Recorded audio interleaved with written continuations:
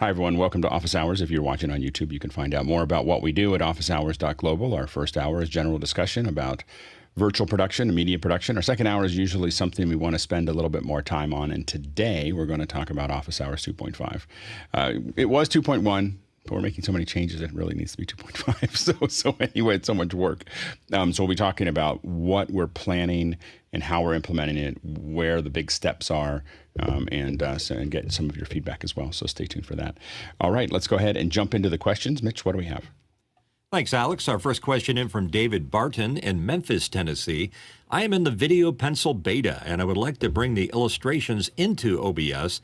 How do I pull in just the illustration and not the entire image from the iPad? And I am going to be there in just a second. Sorry. Guy, go ahead.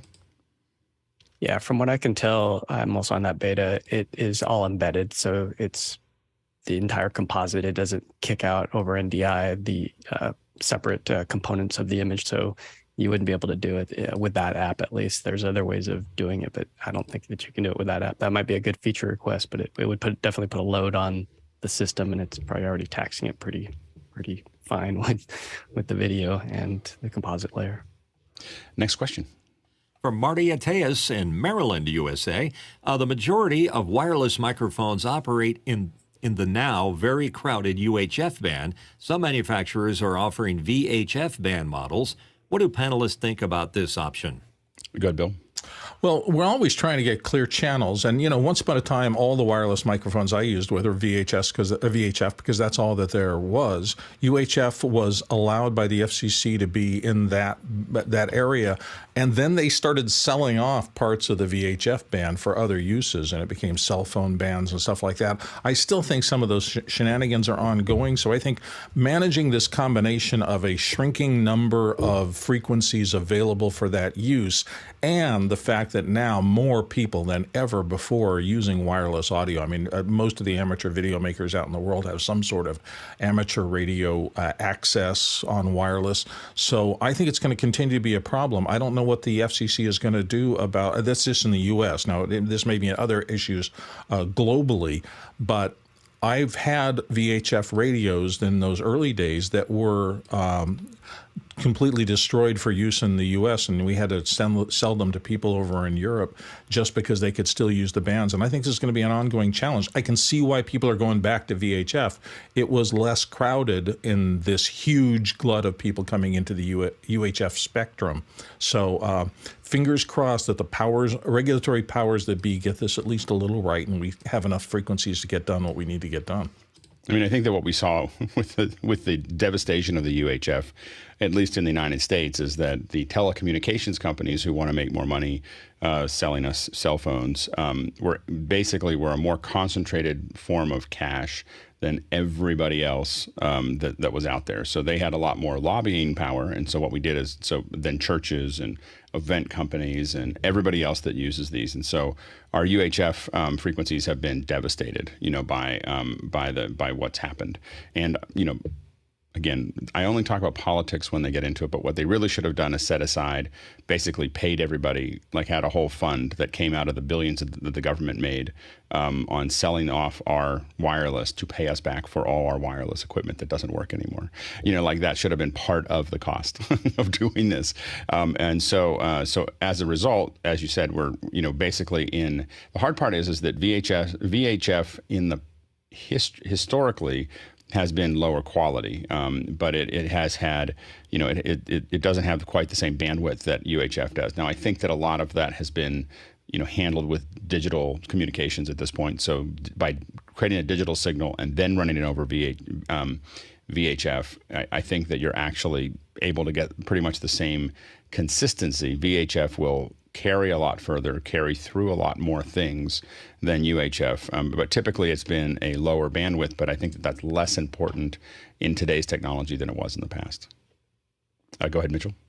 Yeah, I would think there would be updates in the type of polarization they use for the antennas. Can they switch like a circular polarization? Because that's what we did in the broadcast radio business, is switching to that allowed better penetration.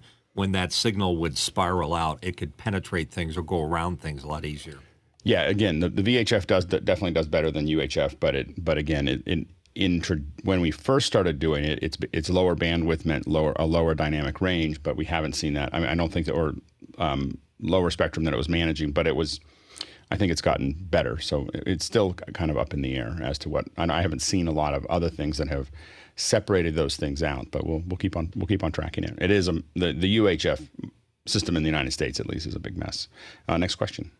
From Douglas Carmichael, rumor has it that an M2 Mac Mini will be released this month, coming from a 2013 Mac Pro with 32 gigabyte of RAM. Would 24 gigabytes of RAM be that much of a disadvantage for most non-post audio workflows? Go ahead, Jason. No, that's it. Yeah. Go ahead, Bill.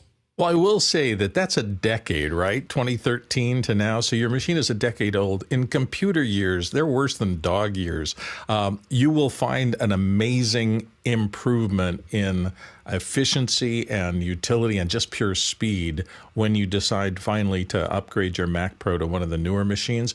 I would think that a new machine with half the specs of your old machine will probably do 4 times faster processing for you when you finally get down to the point where you can change. Good, Peter. Yeah, I was going to. I'll back to what Jason said. The answer is no. There won't be an issue at all. Frankly, the unified memory model will just mean you're doing less things and having to duplicate. Since this is audio, I think, audio, non-post audio workflows. He'll be fine. He won't be stressing the memory at all. Next question. From Scott Halver in Winston-Salem, North Carolina, Scott asks, what is the advantage to using a Blackmagic web presenter as opposed to simply using a standard capture card? Does it require less horsepower in the connected computer? Go ahead, Jason.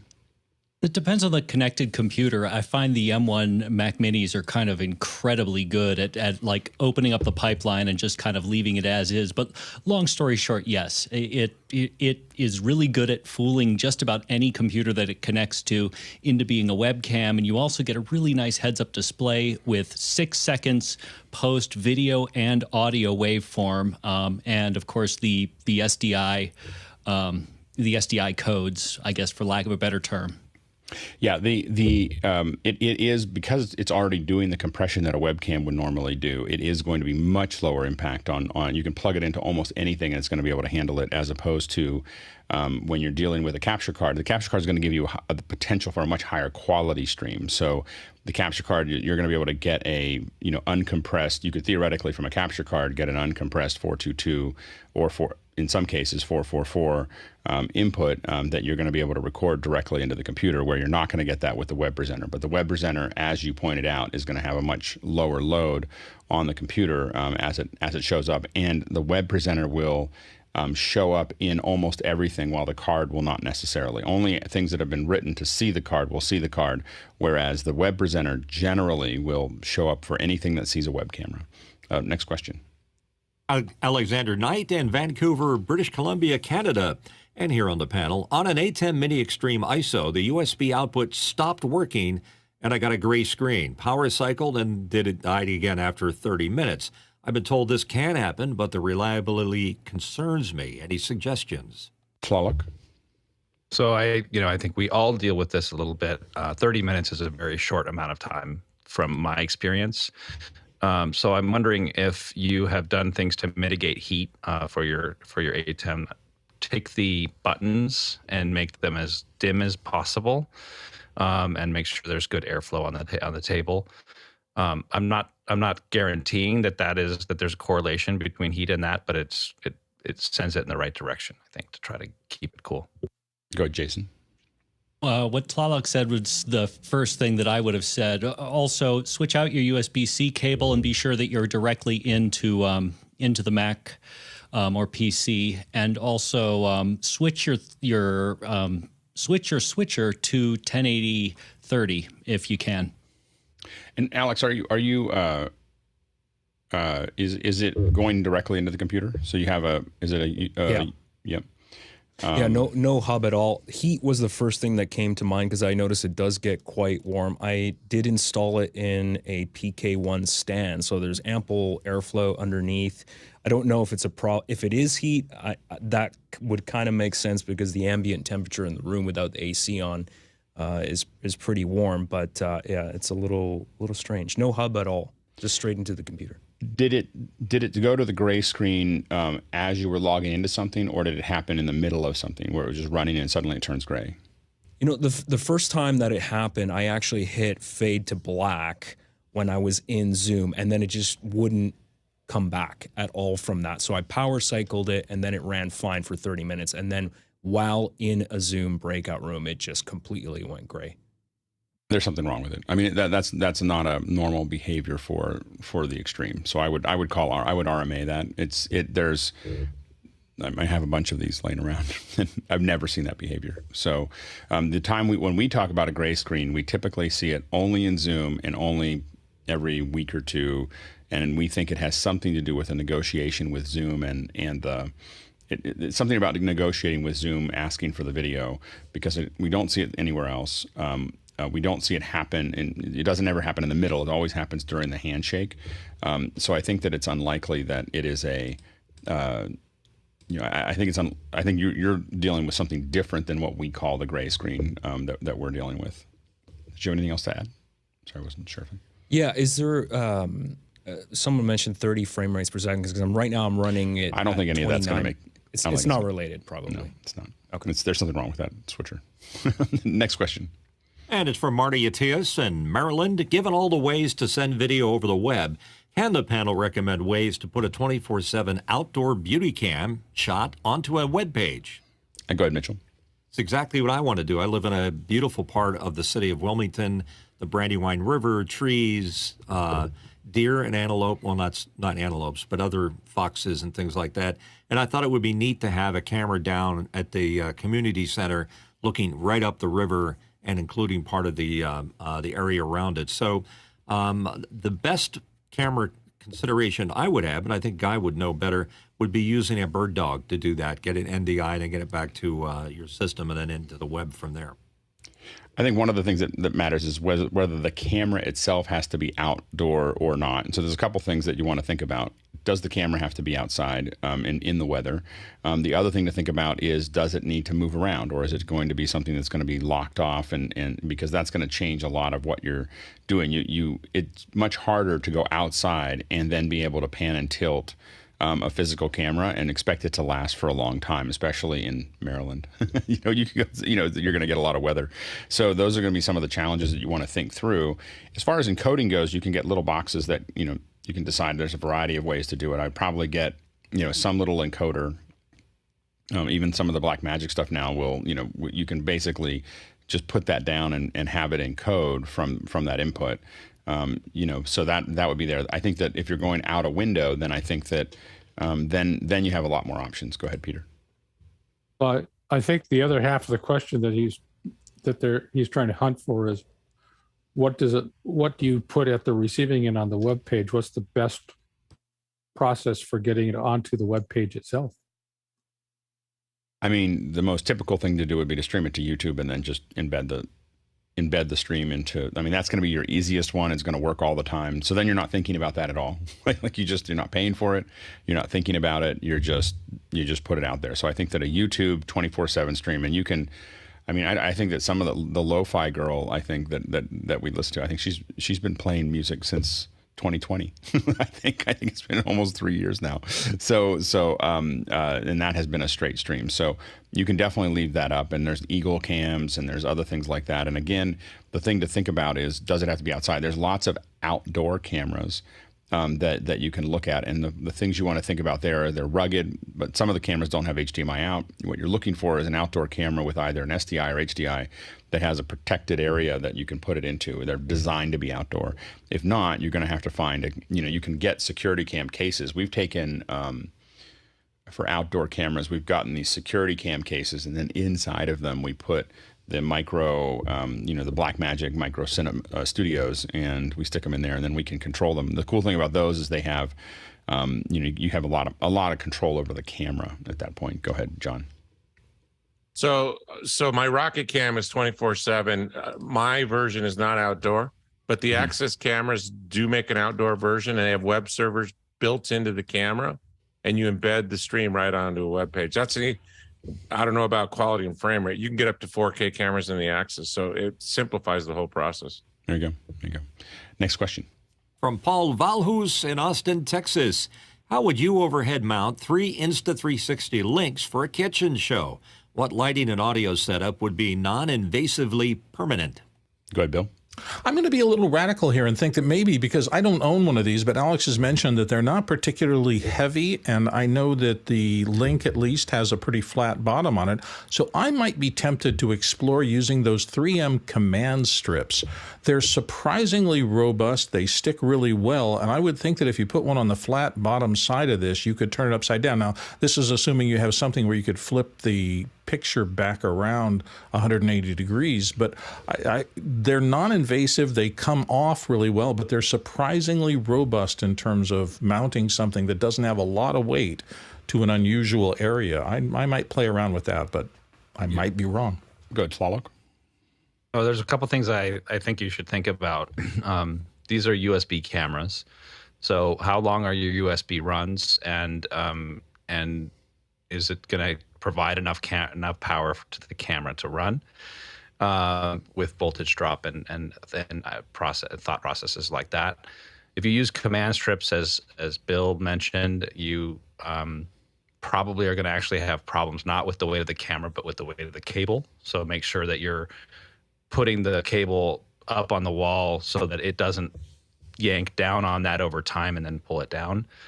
And non-invasively permanent lighting for a kitchen show makes me worry, right? Because you need to have big, soft light that can get into shadowy places so that everything can be seen, especially when a cook is cutting things and you're not making shadows with the hands. So think about large, soft sources of light. Yeah, go ahead, Jason.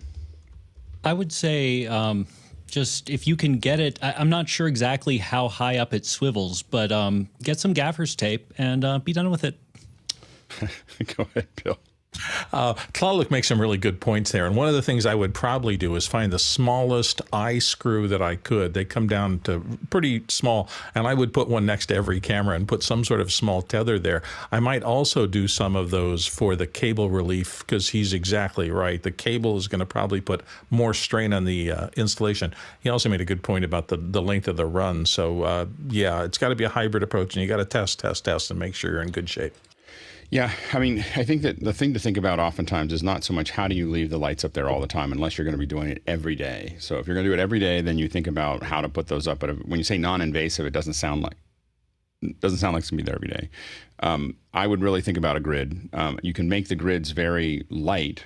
One thing that you can think about, there's a studio in LA that I was at that they basically put metal, these metal.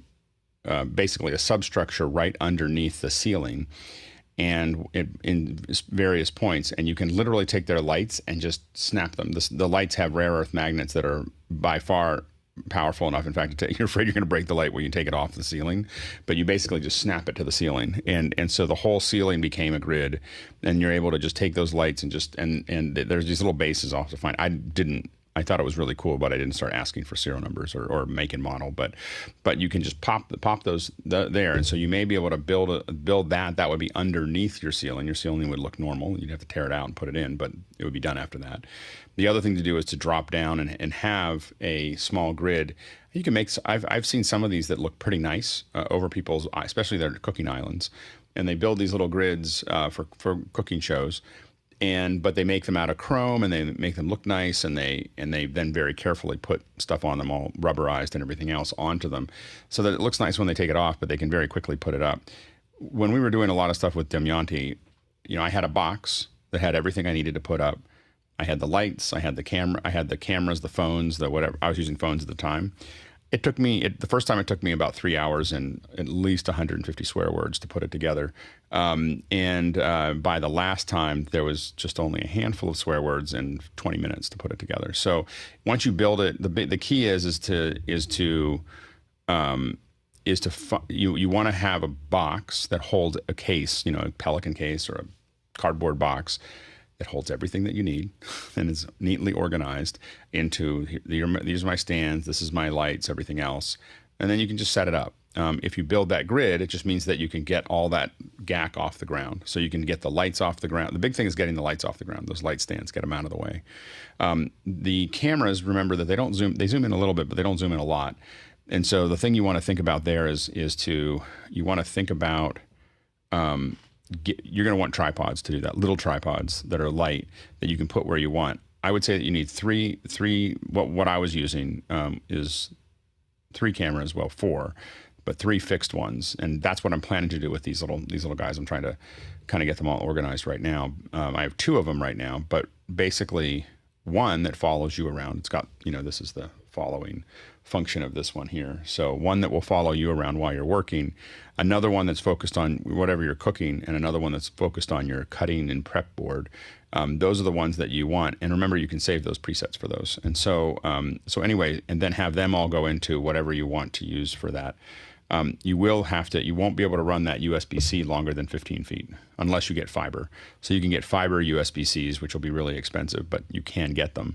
And you can get those like that are 90 feet or 100 feet, whatever you want to go back to the computer that you're working with. But I think that those are the 3 angles. The 4th angle that I've used in the past is an iPhone just doing AirPlay to a Apple TV going into the switcher. And that meant that I just had a wireless camera that I could go up and show close-ups of things. And I found that to be useful, but I only used it probably 3 or 4 times during the show. Go ahead, Peter. Well, you covered it right at the end, which was the distance limitation is 15 feet without repowering the signal somehow. Mm-hmm. Right? Yeah, and you'd be surprised how fast 15 feet disappears out from underneath you when you're trying to run cables. Right, absolutely. But and while Mickey says that it's not the only way to shoot, I will say for cooking, it's the easiest way to shoot. Is big soft lights. So go ahead, Tlaloc. I just wanted to add a little bit of a gotcha with the Insta360 link, and that is that the AI that's there kind of comes on as default in terms of your hand signals turning on, looking for a whiteboard or the follow. So I would turn all of that stuff off unless you explicitly want that particular feature. Because if all of a sudden it turns on because somebody has made a particular hand signal while cooking, that could be really bad for your show. Yeah, I think that it would be only the one camera. The only camera you'd want it on is the one that's following you while you're cooking. I think that's actually a pretty useful one that I wished I had before, is to be able to know that I can kind of walk around the whole area that I want to cover, and it just kind of follows me through there like a camera operator, which I think it does pretty well. But I do agree with you that you also have to there's a little bit of wetware in there that you have to develop that is I'm not going to use certain hand signals. And when I do, I'll learn a lesson and then I won't do it again. Next question. Next question from Alexander Knight in Vancouver, BC, Canada, and here on the panel. I've tested 2 monitors for the multi-view output on my ZoomISO, and neither of them support anything other than 60 hertz, which I know is a common refresh rate for computer monitors. What does the panel use for multi-view at lower frame rates? Go ahead, Mitchell. Big fan of the HP Z24F. It'll multi-sync to just about anything. It displays at 1080, and it works great for my multi-view over here. Yeah, Alex, so you're having trouble with you're trying to do 30? Is that the issue? Yeah, so I have the system frame rate on the ATEM set to 29.97 now, and so of course you just get the message on the screen that says that it doesn't support anything other than 60 hertz. So right. Yeah, you may have to think about getting a converter for that as well, like a decimator. Go ahead, Jason. Yeah, decimator always wins. If you want to spend your way out of it, the 4K like rack-mounted 12G is beautiful, but even that you need to convert to SDI. So yeah. I mean, the more painful way to do that is you can just stream it 60p. Like you could go to 5994 and then or 60 and the switcher will do that. So you could go to 60p and then stream it that way. It seems like a lot of extra bandwidth. The other option for you to do is to set it to 60 and then stream it, set your encoding to 30. So then you'd throw away half the frames. So that it seems like a lot of work to do just to make the monitors work, but that'd be another way that you could do it. I will say that I used to poo-poo the idea of streaming at 60. I just felt like it was just a waste of frames, especially if you're just talking. But I will say that I have learned over time that it feels more immediate to see 60 frames a second. There's something about it that feels more like you're there. And, you know, I didn't believe that for a while, but now that I've done so much 60 frame per second work, I go back to 24 and 30 and it just all feels very framey. Next question. Alexander's back again with a question. I purchased a Blackbird 4x4 HDMI matrix. One of my monitors seems to be a bit dark looking. When I use the remote to switch sources back and forth, it seems to fix itself. Had this been the experience of everyone else? Go ahead, Jason. I haven't had that specific problem, but I have had problems akin to that with Blackbirds. I would call their tech support, and they will run you through a list. And if it needs to be RMA'd, they're actually pretty good at it. So yeah, I would check Monoprice tech support. Go ahead, Bill. Yeah, the thing that scares me is the switching back and forth and having it change. You probably know there is a traditional way of setting up the brightness level of a monitor. It involves sending SMPTE full bars, and there's a little thing on those SMPTE bars in the bottom right corner called, there are three little verticals, rectangles. The rightmost one is called the plugge, and when you're setting up brightness on a monitor, you want to make sure that that last one is barely visible. If you've done that on all of your monitors and they all are set right and it's changing, it's something going on that's deeper than just sending the wrong level to it. And have you dug into the controls yet, Alex? Like the web You're controls talking about the monitor for the Blackmagic, the Matrix. Oh, there's no controls as far as I know. There's just a remote control with it. Okay. There's RS422. Like there is a way to communicate. But there's no it. Ethernet. There's no Ethernet on it. No, there's just a USB port, which, as far as I know, is just for firmware. Check that to make sure. So I can tell you with the 8x8, there is a web interface, and there is an enormous number of controls that are in there, that are hidden in there. One of the things that I've been digging through is really setting my EDIDs manually inside of there, because I'm having lots of negotiation issues where what happens is that the Mac will talk to the Matrix and go, what do you want? And the Matrix will go, I don't know, what do you want? And they go back and forth, and I end up with some crazy 144 hertz connection. And so what I've been working on right now is getting that all set up so that I can go in and set each input to what I need it to be. Because I don't know if you have that control, but I would read into the manual to find out if the 4x4 has any kind of controls, because I can tell you the 8x8 has a lot of controls that are in there via some kind of IP web server. So check that out and see if that gives you a chance to do a little bit more work with it. I have noticed that one of the monitors coming out of mine has been dark, and I've been trying to figure that out. So it's interesting that you have that problem, and I have only noticed it with one. So I'm trying to figure out why that one just feels a little darker than the other ones, and so I am trying to sort that out too. Next question. From Douglas Carmichael. Douglas asks, in a video of the U.S. Coast Guard band recording the U.S. Space Force anthem, there's a link to it, the musicians were not wearing headphones or IEMs. Wouldn't individual talent monitoring and talkback be essential for any sort of music event? Go ahead, Guy. Well, I'd say it's essential in something like that. I mean, if the players were in different rooms, then yeah, because you want to hear it, but it's a performance. I mean, they're recording a performance. It's live. Yes, it's nice to have in ears so that talent can be directed, but those guys are just recording. It's like you don't need it. So the headphones would be nice if let's say there was something very loud that like the drums, sometimes they'll segment them out, but yeah, you don't have to have them when you're I like the video to the winded instruments that they're playing there. So I don't think that you have to have headphones in that environment because the instruments are so loud. Go ahead, Bill. Yeah, most of the time instrumentalists playing in a group learn to just listen to each other and moderate their individual volume to get the best mix for that.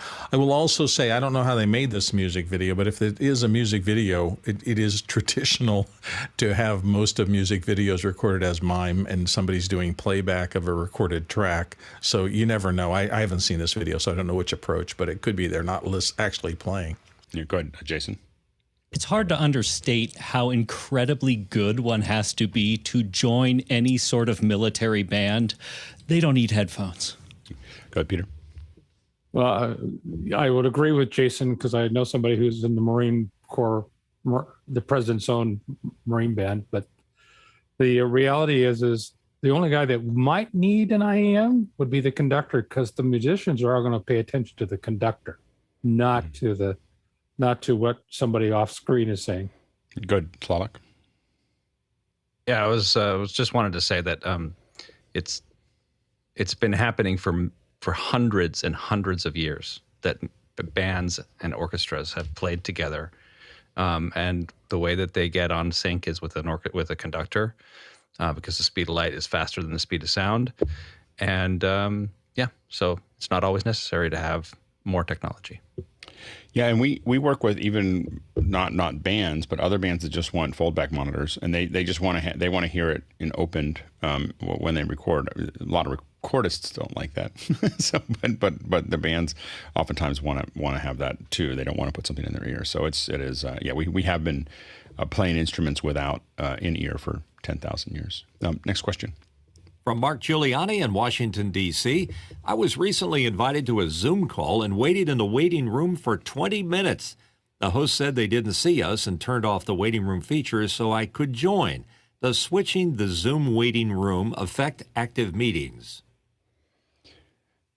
Switching the Zoom waiting room.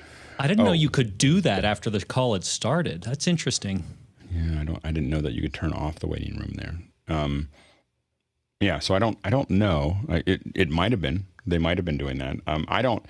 I definitely have everybody. So the way I send out meetings in general is that I don't have a password or require authentication. I do the waiting room, and I didn't know I could turn it off.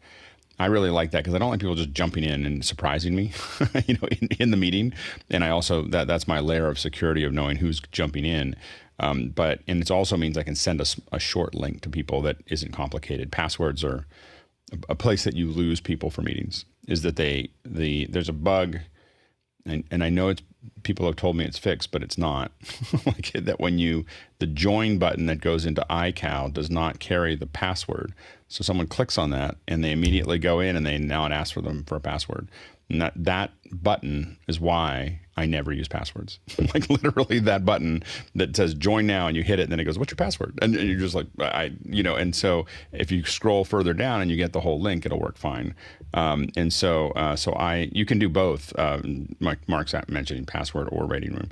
I don't think you can turn it off during the meeting.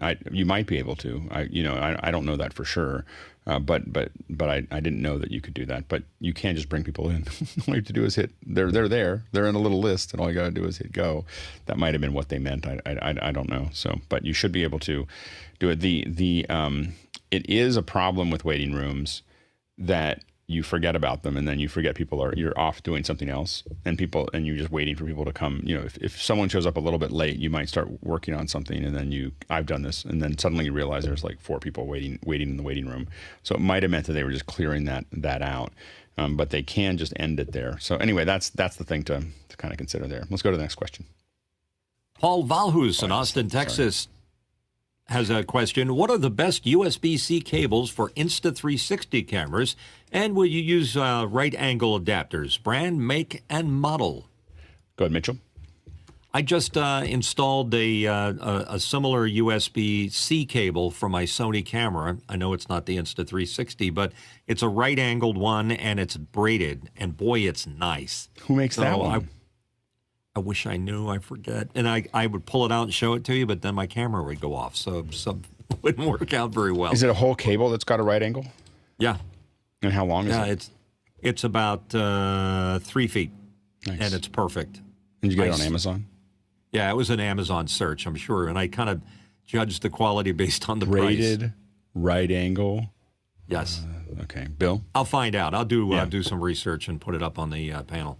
I have a few of them around. I've gotten most of them off of Amazon, and most of them, it seems like they're all different manufacturers. Here's some of the ones that I had in my cart that from a long time ago, and I've never had a problem with them. I'm always leery, though, of adding a little right angle connector. I mean, I love the strain relief about it, but I wouldn't put it on any iffy, like a long run, and then put one of these on the end.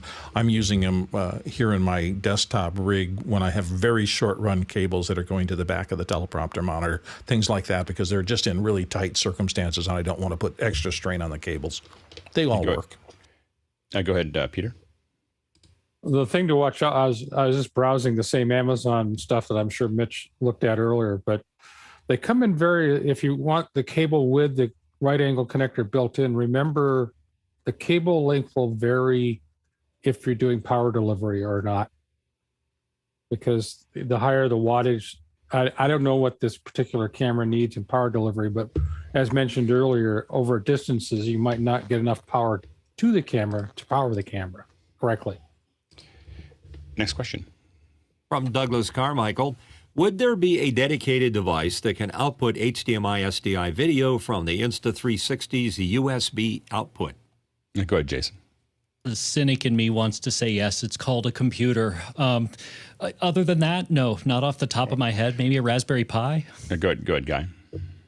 Yeah, there's a couple on the market. One is from RGB Link. It's called the Tau, I believe Tau 1 or Tau Mini. And the nice thing about that one is it does come with a remote control. So the remote control works over the UVC protocol, so you can still zoom in, zoom out, move it left and right. Otherwise, you lose your control.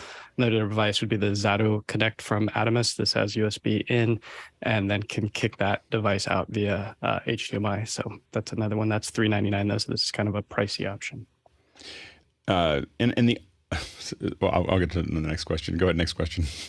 Next question from John Foltz in Selinsgrove, Pennsylvania.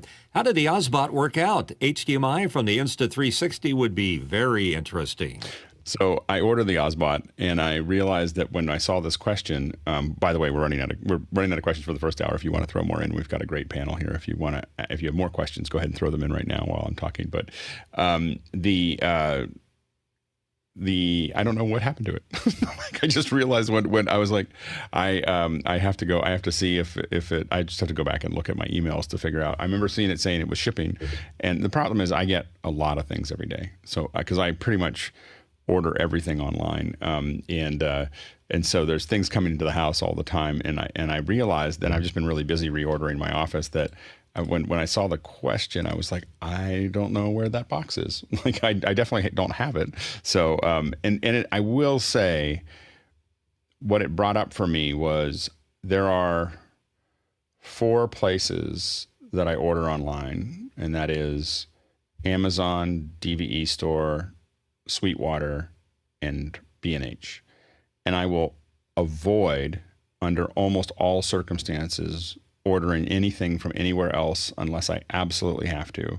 And the reason is just what I just said, is that I can't find it. Like, I can't find it. It doesn't get there. It's like, and when this happens, it's not just bad for this manufacturer, it's bad for all of them, because I just look at little stores mean that I'm going to have little problems that are going to be, they're just going to run out. And so I try to avoid buying anything. I'll pay more oftentimes to buy from one of those 4 than I will to do it, because I just don't want to deal with the fact that I can't find what happened to the order. Oh, the other one is Uline, because I'm in San Francisco, or north in the North Bay, and there's a Reno warehouse for Uline. I can order something at 3:00 in the afternoon and it will arrive at 10:00 in the morning next day. And I'm not talking about a little piece of electronics or a kitchenware. I'm talking about 200 pounds of shelves will show up the next 16 hours later from U-Haul with a tractor trailer truck. they come through there every day. I've been ordering shelves, and I'm just kind of amazed. I just was like, how does that? I don't even understand that. Anyway, go ahead, Tom.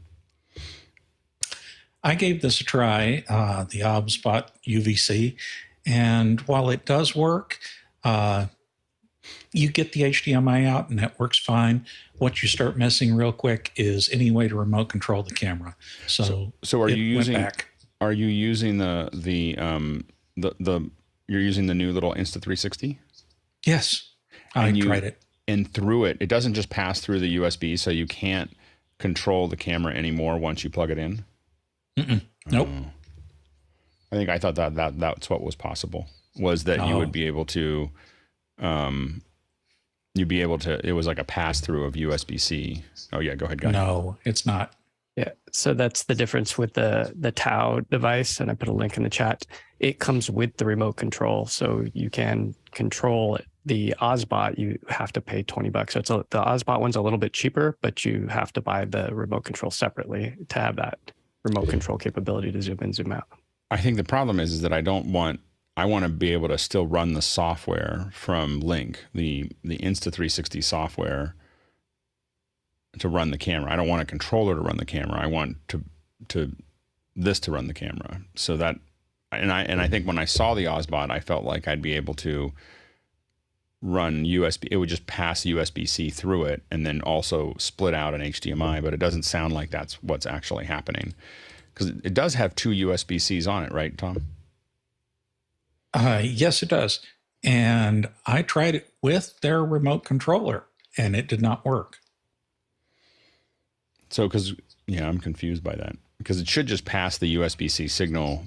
I mean, in my head, that's what it would do, is it would pass the USB signal in and out, and then it would just pull the HDMI out. But evidently they're building a cheaper version. I mean, they're building something that isn't doing that. And so that's a real bummer. What it's doing is it's dead-ending the camera into the HDMI, and then it's dead-ending the HDMI into the USB-C to go back, instead of basically unmuxing and remuxing it, the way that they, in my opinion, should. They're doing something that's a lot cheaper, and if it ever arrives, I'll have to send it back. Next question. Next question in from Alexander Knight here on the panel and in Vancouver, BC, Canada. What is the model of LG monitor that allows 4 separate sources broken up into 4 quadrants? I believe this was demoed once on the panel. Good, Jason. It is the LG 43 UN700-B, and I had to ask Guy about that too. And I bought one, and they are absolutely fantastic. I'm not sure if they're made anymore, but I'm sure you can find them. I got mine on Amazon. I'll put a link in. Next question. Roscoe Jones in Madison, Indiana asked, has anyone used Sling Studio, now discontinued, and is YOLOBox a good replacement? My son is streaming school board meetings and is looking into replacements. They're like the turnkey simplicity for setup and other suggestions. Go ahead, Guy. Yeah, when Sling Studio first came out, it was pretty cool. I mean, DirecTV bought these guys and threw a bunch of money at it, and we thought we had high hopes. And then the pandemic kicked in, and I think they got a component shortage. And so the main piece, it was an HDMI receiver or transmitter. It became in short supply, and that was the one thing that everybody wanted, was that HDMI transmitter, and that's what made this thing pretty remarkable at the price point, because the brain was about $999. So we moved through a lot of them. People were happy with them, and then we just couldn't get them anymore. So they're discontinued. As far as the YOLOBox, the original YOLOBox, I had great success with for our church live streams, but it was very simple streams. We sold a lot of them, and then customers that were really pushing the limits of them, or that were new to live streaming, had some issues, and a lot of them were just trying to do cellular streaming and just doing like funerals out at the location, and then they would complain online that they didn't get a good signal out. It's like they were brand new to live streaming. So for people that have high expectations, it may not be the device's fault. The new one, the Pro, has all kinds of fancy stuff. In fact, the Adamus is the new one's probably in competition. I would read up a little bit more on people's reviews of the YOLOBox. Like Aaron Parecki's a big fan of them, the Pro versus the Zato, because this one's $399. This goes straight to YouTube. It's a pretty dead simple device, and this will do HDMI in and then USB in. So you could have like one of the Insta360s, plus you could have a regular HDMI camera and then go straight to YouTube with one click. And you can also put in a USB modem into this, and it's a 5-inch monitor and a recorder. So pretty cool device for $399. But again, do the research. You're doing the right thing by asking some questions. I'm still banging on this one. It's so new. In fact, firmware just came out this morning. So I mean, that tells you how new stuff is. And what's the this is Atomos? Yeah, what's Adamus. I think it's called the Zato Connect. And there's another that's a little bit bigger, burlier, that does Frame.io camera to cloud. So when Frame.io came on our show, they had like a $2,000 workflow, and now it's in like the $700 workflow with Adamus. So before you had that Teradek that was, the high end one doing the H.265 files. And now they have an Atomus cloud that it kicks those files up there and then transfers them over to frame.io. So there's some interesting workflows happening for those that need to, have shows cut on demand or really quick. Absolutely. It's really, that sounds, now, and can you switch between that USB-C and the HDMI? Yeah. It's a little mini switcher as well. That's so cool. you can do a little show on it. Yeah, it's very cool. Next question. Douglas Carmichael asks, what are the main performance bottlenecks when working with sample libraries like Spitfire audio products in a DAW? Go ahead, Jason. I'd say your RAM gets taxed depending upon the size of and the quality of the sample library, and then also the number of effects you put down the chain. Those can be done better and worse depending upon how you're running your aux sends. So much storage. Just make sure that you have a lot of storage. I think that my sample library for with some of these products, I think I've got over a terabyte just for the samples and music. Next question. James Babbitt in San Diego asks, "Hi Alex, what camera are you using that automatically follows you as you move?" Did I turn it off? I think I turned it off. I think I do this. There we go. And now it'll follow me around. So this is the Insta360 link. So that's what I have at the office for the shows that I do down here. And it has the same problem that Apple has, that everybody seems to have, is they have old broadcast framing. So rather than new broadcast framing or internet framing. And so anyway, that's the biggest challenge that I have, because you can see that I have way too much headroom now for what we do. And so every time I let it do this, oops, there we go. I think I figured this out. So now so now it'll wander around with me, but you'll notice that I have a lot of headroom, in that area now. So, but I can grab onto it, and I can reframe it. What happens is you end up starting to fight with it. So that's the one thing that I've learned, is that I have to change the resolution. You'll see me pop here, freeze, and then change back, and then it will, or I think I can turn it off, but you end up starting to fight with the, what I'm doing right now is fighting with the auto. So I have to kind of go like this, I think, and then it stops doing it. And then let's see here. It's a little, if I turn all this just stuff start off, sporting very tall hats and it'll look great. If I have tall hats, I'd be totally set. But I will say that when the auto turns on, when you turn it on, it becomes, there we go. So I'm grabbing the little joystick now, and it's very do you really want to do this? And so, but if I hit position, it should. So that's from an older show. But there we go. So but this is not panning and tilting. I'm still learning. Part of the reason I'm using it is so I can learn how to use it. It's to figure out the idiosyncrasies. But it is, but that gets into what Tlaloc was talking about. Is once it starts doing auto things, it gets into kind of its own little world of things that it wants to do that you have to kind of negotiate with it. Go ahead, Tlaloc. Very nice picture. It's got a lot of depth of field, but a very nice picture. Yeah. I got one for my father doing a course where he uses a whiteboard, and I just wanted to bring up a couple of the other features that this camera has. You can use stickers on the corners of a whiteboard, and it'll zoom into that whiteboard and do a little bit of keystoning and make it really easy to read that whiteboard. And it also has a desk view, so if you're writing something, it'll pop down and look at what you're writing or whatever it is that you're working on your desk. So those are other good features to know that it has. Yeah, it's I think that obviously it's got more depth of field than a normal the cameras we've used in the past. But what I will say is that it's a tiny little camera. I think that the color rendition is better than the Brio.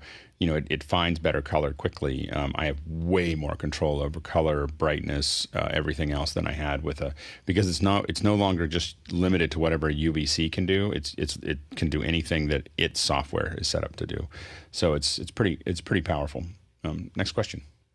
And it's for me, and I have a question for you, Alex, in your 090 studios. Why are your near-field speakers behind you separated so much?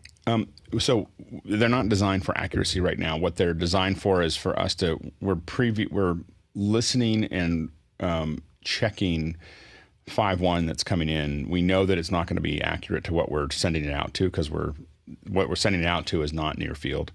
And so, but what we need to do is we need to know whether things are coming out of certain speakers. And so we've spread them out a little bit more than normal, because we need to be able to lean over and say, are we getting signal out of this one, the one in the back? And so moving them out a little bit makes it very clear for us whether something's coming out of center. So when someone's singing or whether someone's talking, we want to know that that's really coming out of the center speaker and not coming out of stereo. So if someone sends us a stereo signal, it will hear it really fast.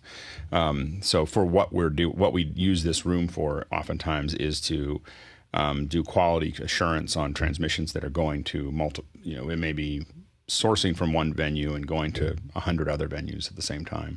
And those are all in surround. And so we're just listening for it. And since we're not in a theater, we're kind of accentuating that so that we can very quickly hear something if we're looking at it. So that's why they're spread out so much.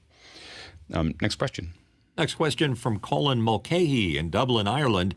What would be a good solution for scopes, either hardware or software, to monitor on a display that can be routed around? Blackmagic design Blackmagic Smart Scope Duo 4K is built into the display, so you can't share it.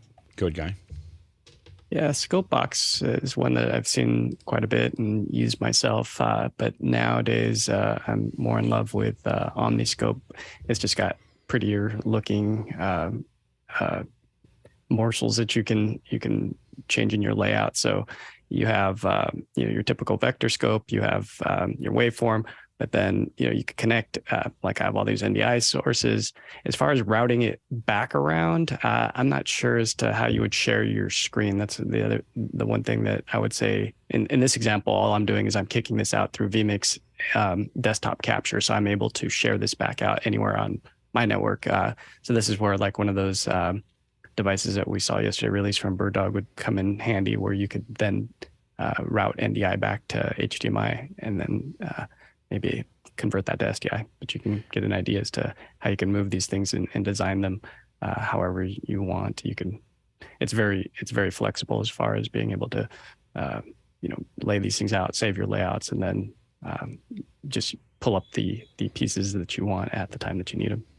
Yeah, the Omniscope has really kind of taken over this market, and we use Scopebox for a decade, and I still use it a little bit, but the interface for Omniscope pops up and is much more configurable and it will always come up and do the same thing again, as opposed to Scopebox. We had some issues with configuration sometimes, and also because it runs on many platforms, a lot of people use it in different ways. So I really have seen Omniscope kind of take over this area. There are definitely other things. Mickey mentions the Fabrics, which we've used a lot of Fabric stuff, especially portable Fabrics, as well as the AGA has some great image analyzers. Those are a lot of money. An Omniscope is $400 for 3 copies. And so we use the Omniscope, and what we do is we run that output into our router, our SDI router. It just we put it on any screen anywhere in the office that we want. And so that makes it much easier for us. And we can configure them. Again, you can configure them for different shows on different things that you want to see. I will say that there's a lot of pretty high-end folks that are using Omniscope now. So the coaching that the developer is getting is extremely high end. So probably, and because he can move faster than most of the other larger companies, he's getting glopped onto by some pretty high end, again, some folks that are really working with color. And so I think that cycle, that interface, he doesn't have a lot of the other things. One of the advantages of some of the Fabric stuff is that we can do SDI analysis. We can see every bit going through. We can see line 21. We can see, there's definitely things that we want to use, higher end solutions for. But I think that on a day-to-day basis, what most people would use it for, I would say Omniscope is a pretty darn good solution. Next question. From Greg Greckmeyer in Topping, Virginia. I have to be a Dewey setup just off stage for one-time warehouse-type church service. Suggestions for hiding all that AV gear? Curtain, TV with feed? Go ahead, Tlaloc. So the simplest way to do it is with Duvetine. Just have a roll of Duvetine and some gaff tape, and keep things super neat, cover up your tables that you have and hide all the cables. I wouldn't necessarily put a TV there because I don't think it would be as nice to look at. You might want to have a TV for folks to see with the feed above on the table, not necessarily, in my opinion, on the bottom. There's also some curtains that will clip into tables and skirt around it, just completely clean anything that's underneath it. I don't know if that's what you're asking about. But. Go ahead, Jason. I guess I wasn't sure that I understood the question.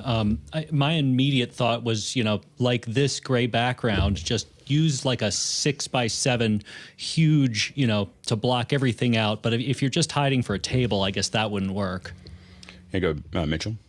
Pipe and drape works well.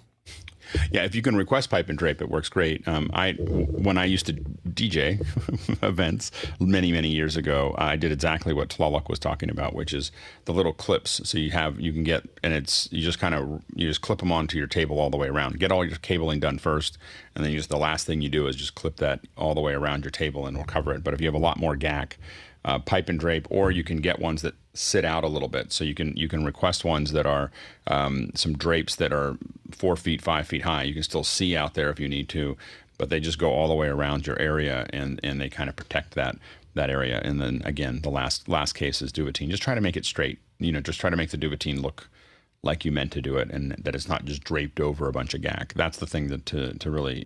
Otherwise, don't bother. Next question. John Edelson, Monterey, California, asked, how would you mount a MacBook Air computer to a tripod for field production? Think remote location in park, easy to transport, and will protect computer. Go ahead, Peter.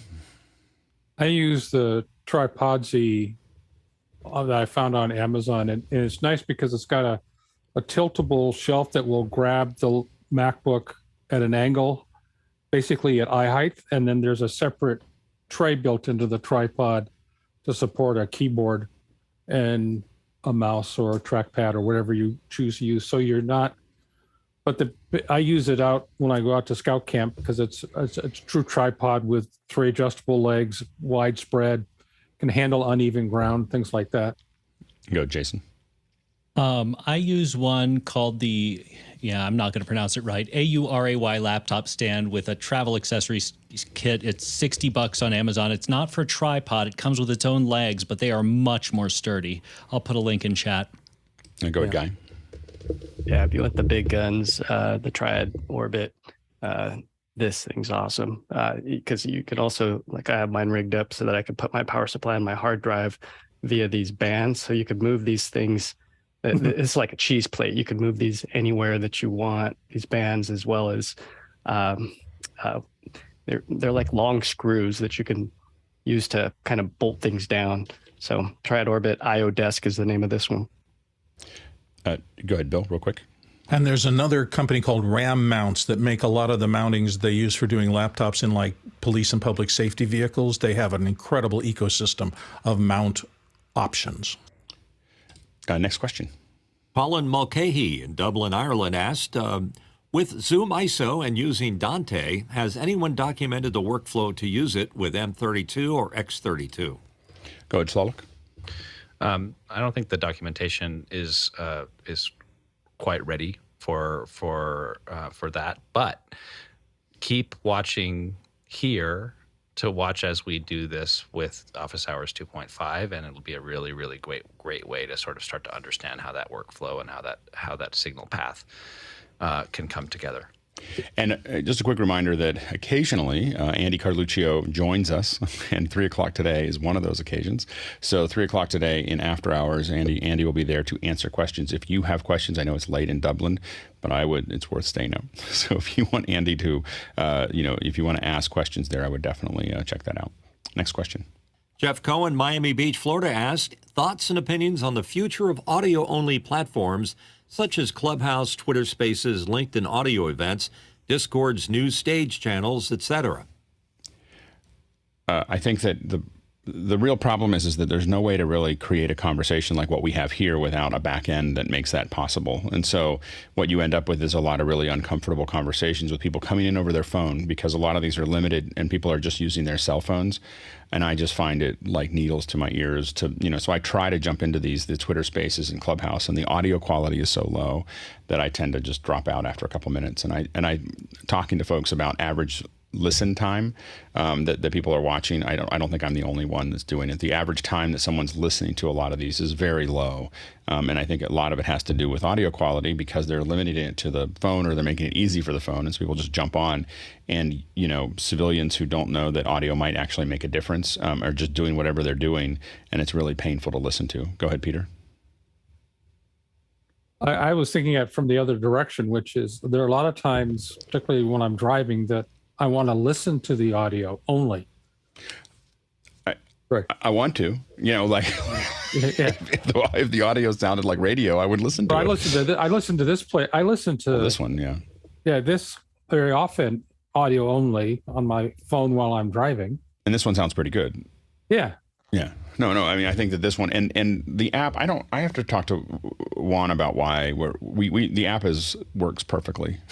And sometimes people I leave the show and then I give people comments and they're like, I thought you were gone. I'm like, no, listen, I can hear it on the app. I'm beta testing the app and it works great. So we'll see if we can get that out to finish the beta. I'm not sure exactly what the holdup is there.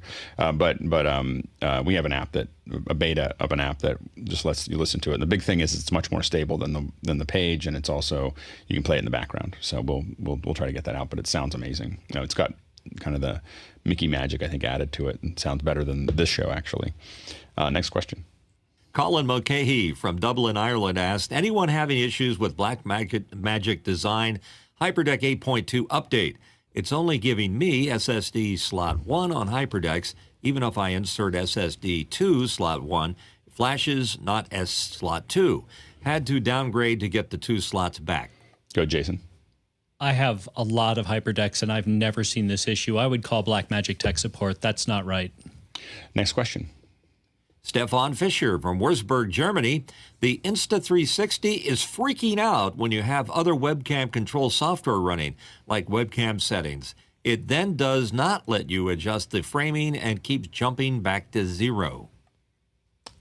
I did not know that. That could be a problem of multiple things talking to it. I didn't even think it was listening to UVC, so I'm surprised that it has any effect at all on it. But that's something we'll have to research. It's relatively easy to research because we've got a couple of them laying around. So we'll take a look at that. That's a really good point. Next question. Douglas Carmichael asks, Guy, you had multiple NDI sources in your Node Omniscope menu. Are you running a separate VLAN or switch for your NDI traffic, or is it on the same network as everything else? Go ahead, Guy.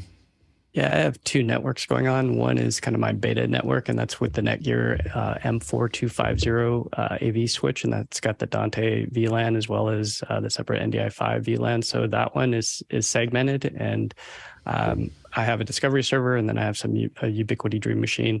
And so it depends on the device as to what I'm putting on there. So cameras right now and computers are going on the Netgear, and then other devices that are like the Apple TV, depending on how I want to route things, are on a separate network because of the way that physically the wires are. So I still got some wiring to do to complete my test. But so far that M4250 switch is pretty amazing because it's got PoE++.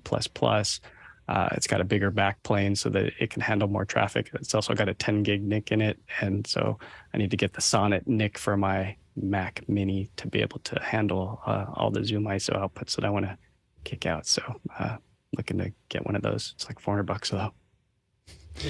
Next question. Colin Mulcahy from Dublin, Ireland. His question is, ordering a Mac Studio for ZoomISO. What should I focus on for best future-proof spec, RAM or GPU? Looking at middle ground, M1 Max with 10-core CPU, 32-core GPU, 32 gigabyte RAM, 1 terabyte of SSD. Tlaloc. Yeah, I think you're going to be in really good shape with those specs. You having headroom on that kind of stuff is always good. So if you can bring your RAM up to that level, it's a great thing. You might check to see what the NIC cards. I don't know what the NIC cards are there. If you have 10G NIC card, that might be a really, really smart move. But I think you're going to be in really good shape. Some testing has been done on the Max chip, and a lot of outputs can be done with that setup. Yeah, go Jason. If you want to future-proof it, the more storage, get as much storage as you can stand. The storage is absolutely amazing, and it is screaming fast. It's the fastest storage I've ever seen. The biggest regret I had about buying my studio is not just filling it with all the storage I could possibly fill it with, because it's 5 gigs a second. You can throw on 8 6K raw, Blackmagic and play it back while you're working. It's stunning. Peter? I was about to say, the only thing I would change with that is order with at least the 2 terabyte option, just to give you some room, back to your point, give you some room to play with when you're doing some offline work like editing and things like that. You won't need it so much with just for ZoomISO purposes, but if you do anything else with the machine, you will. And mine came with a 10 gig standard Ethernet port. I think the 10 gig is standard on the studios. I would look around the house on things that you could sell, that you can afford more drive space. Small animals, furniture that they're not using anymore. Children. I stay away from that. But cards and letters. But it's definitely, if an old car might be sitting in the back that you can get for scrap metal. The main thing is that I would try, if I bought another one, I would have figured out what I'm not buying for the next 2 months and bought 8 terabytes on that, because you cannot replace the speed with external without using up. Right now, there's one drive that does it. There's one company that makes it, but you have to use up all of your Thunderbolts, and they all tie into basically a RAID to get it up to 5 gigs a second. Otherwise, everything seems to cap out at about 2200 is where you're going to get, where you're going to be capped out there. And so it makes such a big difference that I would put as much storage in as I could, because it is so fast. Go ahead, Peter. I was just going to go back to my story that says, understand that device, as I configured it, which is with the 2 terabytes of memory, outperforms my 24-core Mac Pro. Yeah. I mean, it's amazing.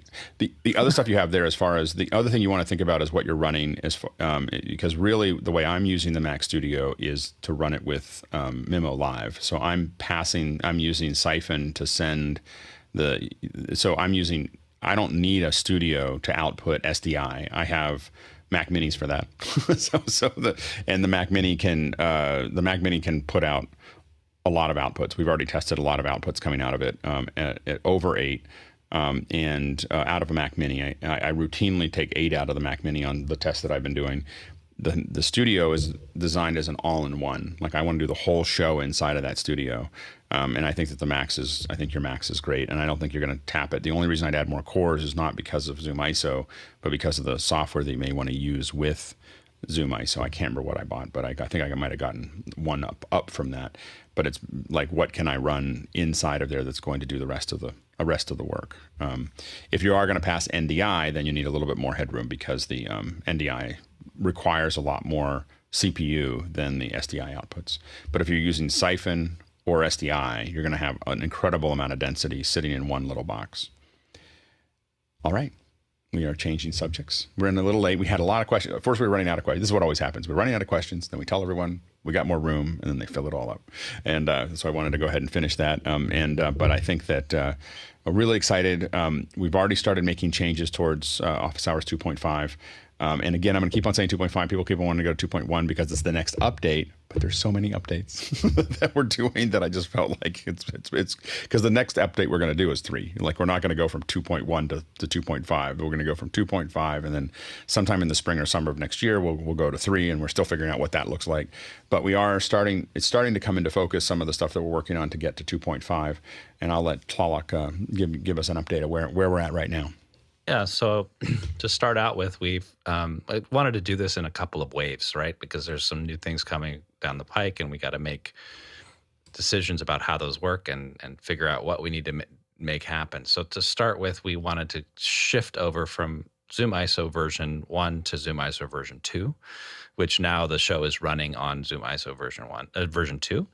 And that the next sort of immediate step there is to make sure that all of the automation process of getting into the meetings and becoming and pulling the feeds all start to become automated, and that hasn't quite happened yet. Well, and one thing that I will say, so we did the switchover yesterday. Was yesterday the first show with ZoomISO 2 days ago? 2 days ago. So Wednesday was the first time we did it. What you may notice or may not, but I mean, what we think we see anyway, knowing that we made the change, is a slightly better frame rate, better frames that we're getting out, a little bit better color is coming out of it, as well as a huge drop in latency between the video and the audio. So I don't remember the exact numbers, but in the past, it went from 250 milliseconds to 147. I think it went I thought that it went from 400 and some milliseconds, down. Like it was a huge drop. So it's a much more efficient system because we're cutting out a bunch of things, right? I mean, because before we had a whole bunch of subsystems built in that we've removed, right? Right. So what used to happen was, in order to get out to the Blackmagic SDI deck link, options, using Black Siphon to pull Siphon out of ZoomISO and then change it into that other format. So what that does takes that middle ground out. The new version 2 will go directly to the deck link, and so you take a lot of that latency away. And get increased quality and increased stability and reduced complexity. It's a lot of, moving to it seems like we just took out a whole bunch of spaghetti and put in a nice little cable. I mean, that's how it feels for me anyway. So we're pretty excited about that upgrade. And then again, that also makes it much easier for us to automate later. Yes, and ZoomISO also has some meeting automation, and some new meeting automation features that are really going to come into handy. You can do a ZAC token, which allows the instance to come in with the appropriate permissions each day, and so that's sort of on the immediate task list to get that going and working. And of course, the big thing is isolated audio. And what the plan is to sort of come out in waves, right? So first we switch over to version 2, and we continue to use muxed audio. And then we start to pull isolated audio feeds that hopefully Mickey can kind of take a look at and have his hands on coming into the X32, and start to pull together a mix of the show. And that will then start to determine how we think about those signal paths. And I think what we would very much like to do is have these signal paths be about the panelists and not about channels. So the idea would be, if Bill is talking and there's some adjustments that are made to Bill's voice, if he has to change where he's coming from, that audio pathway or those audio settings would move with Bill, so that we're thinking of we're adjusting Bill, we're not adjusting channel 2. And so that Mickey may not like that idea. We're still working with Mickey. I want to say that out loud. This is a work in progress, but that'll be the next step. And then after that, we will begin to start to think about how we can utilize all of those amazing channels to do some of the 5.1 that Alex is thinking about doing. I'd love for you to talk more about that, Alex. But yeah, I mean, I think that we're going to play. There's going to be a version of what we're doing that is still just stereo, standard dynamic range. Nothing going crazy. But then there's another version of this that we're going to do 4K HDR10. 4K HDR10 with 5.1 to YouTube. And you've seen us touch on it every once in a while as we kind of play with it, as we try to figure a lot of these things out. And some of it's waiting for some hardware to come in, but we're getting much closer to that. So you'll hear more in that feed, and that'll be out to YouTube as well. And that'll just be an alternate feed that you can watch. So if you've got the hardware to watch it, we really want to get your feedback on it.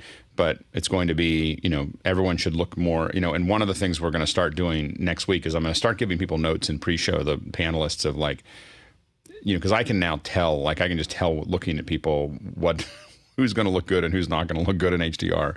So so some people are going to pop and some people are not going to pop, and we're going to start giving people some feedback before the shows on that, so that they can start to think about that. And we're also going to start streaming that again to HDR, so that in HDR, so that we can kind of show people what that looks like. So we're looking at that. The 5.1, where the 5.1 will really show up as actually added assets. So the pre-show, post-show, if we're doing playback during the show, we're going to try to take advantage of the 5.1. But even with the individuals, what we want to do is start playing around with the idea of spreading people out a little bit across those channels. So they're coming into the center, but we might lean people back and forth. And one of the interesting things that we want to experiment with is the idea that if I show you a super source, you'll hear some of the folks on one side, and then you might hear some of the folks on another side but it'll match up with the super source that you're seeing. How it's splitting that stereo up or putting those surrounds in will actually match what you're seeing visually. And again, we're going to be subtle at first, but in that experimental stream, you're going to see a lot of experimentation. So some days it might not work. Like we might go, hey, we went too far, but we want to go too far and pull back, not constantly be worried about whether it's perfect every day. That's going to be kind of an experimental stream where we're really trying to push that bleeding edge of what can we do with the show. We may decide that what can we do with the surround. Mitch and I have been talking about the idea that we can argue with each other about things in the left and right surround. so we can we can have other things that we might play with. But the idea is to be playful in that area and to start figuring out what can we do with 5.1 that we're not doing right now with what we're doing there. I think that the other interesting thing about having isolated audio is that we can start building our own auto switcher. So now this is something we did in Hangouts a decade ago that we haven't been able to do with office hours. So right now what we do is we can ask for active speaker. The problem is that Zoom is trying to make active speaker work for everybody, and we want to be able to create this kind of bespoke connection. So what we used to do with Hangouts that we hope to reapply now that we have in Hangouts, we had all the channels in the SDK that Hangouts had. And so what we would do is we would change how we switch to people. And what I mean by that is I might decide that I want to increase the, slow down the attack for Tlaloc or speed it up for somebody else. That like the host may have a fast attack and some panelists may have a slower attack. It also, what's the threshold for us to decide that we should switch to them?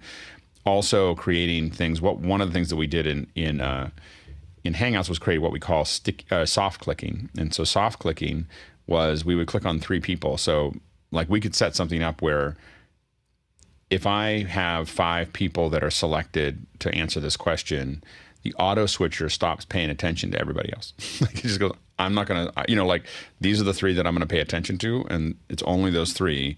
And then I have thresholds and attacks and decay, decays of how I'm going to manage all of that inside of those, so that I can create a smooth operation. Again, our goal is we want to keep on building the potential for the number of people working on the show to be higher, so that we have lots of support and we have lots of graphics and we have lots of other things. But we also always need to think about how do we get this down to 1 or 2 people that are running a great show, and 1 or 2 people turn it on and the whole thing lights up. Because I think about, my wife does shows with the vanilla Zoom every day, or almost every day. And she's working by herself, running these Zoom events. How do I give her a system that it turns on and it mostly does the work that she needs to do? She can add the control that she needs, and she produces a great show for them that's way beyond what the vanilla Zoom would produce. And so I always think about it through that lens of we got to be able to hit a button and it just does that part. But at the same time, if we have the people to support people as they come in, if we have people to run graphics, if we have people to manage all those other things, we can easily add them up to it so that you could have a team of 100 people doing it, but you could also have a team of 2. And that isolated audio is a very important piece of that puzzle because it allows us to make decisions based on who's speaking and allow us to have that total control over how we want to interact. And we're going to experiment a lot, with what that looks like. And the goal for us is also that we're going to feed that information back to Zoom. We want to be able to figure this all out here, but feed back something so that an average person could just turn that stuff on and make it work. And, and I think that sometimes there's sensitivity. People say, well, we're going to automate everybody out of what they're doing. That's never what happens. It's what happens is when you make it easier to have a great show, people always want more. Like they go, okay, this is great. They can build something on this, and now they want something with more turn. And that's what we're also experimenting with, is how do we push that outer edge? Go ahead, Mitchell. At what point, Alex, do you think we're going to surpass broadcast level production in terms of our presentation? A little of it has to do with the panelists who have already gotten pretty close to a lot of those things, but tightening up a little bit of how the variance in color and so on and so forth. I think our audio is already better than most broadcasts. I think some of it has to. I think some of the quality changes we're seeing with Zoom is already kind of getting there. I think that sometime next year, we're going to be producing shows that are in 4K HDR 5.1 by the turn of the year.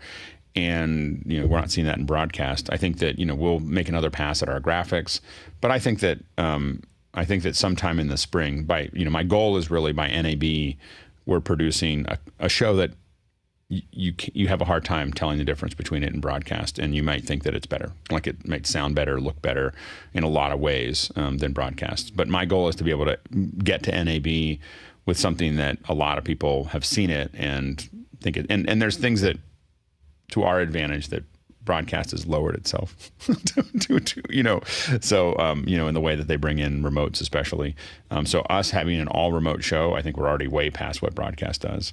And again, I think that has to as much to do or more to do with the panelists than it has to do with what we're doing. But we're trying to add that all the stuff that we're trying to do here is to give the panelists the platform that they deserve because of all the work that's been done here that they've done to look good. And we want to make sure that the whole subsystem around it is producing a stable, consistent, high quality event. Yeah, go ahead, Tlaloc.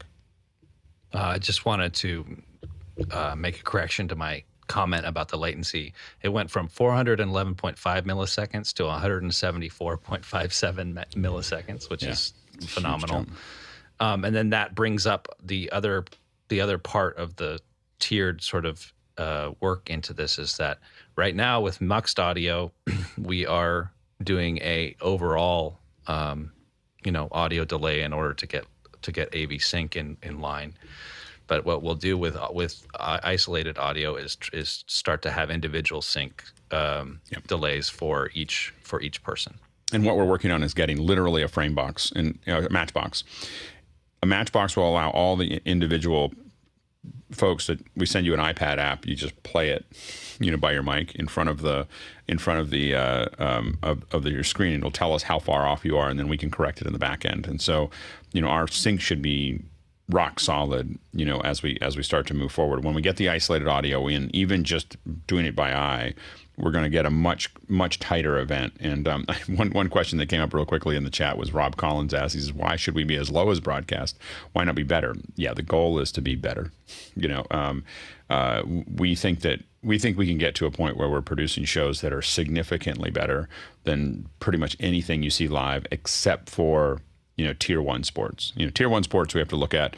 You have to realize that we're competing with something. If it's F1, if it's the NFL, some soccer, these are things that millions of dollars are being spent. Tens of millions of dollars are being spent on every activation. So I'm not saying that we will get to that point this year or next year, but maybe the year after, where we can do that. And a lot of that has to do with how we bring in those signals. And that's what we're trying to experiment with Live View and the Switch and other things that, how we can make all of that work. Go ahead, Jason.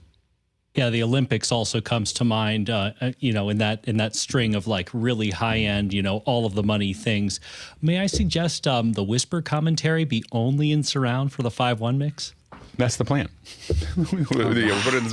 Just have whisper commentary, and we'll see. We'll very quickly decide that some of it's too much and some of it's funny and some of it's not, and we'll see how. But those are the kind of things we'll experiment with. If you're watching the regular main feed that we're putting out to everywhere, you're not going to see any of that or hear it. It'll be something that we're just kind of goofing around with in the experimental feed, and that'll be fun, is to have this experimental feed. But I do think that, again, we can get to a point, especially for a discussion format, that there's nothing like it, that's out there.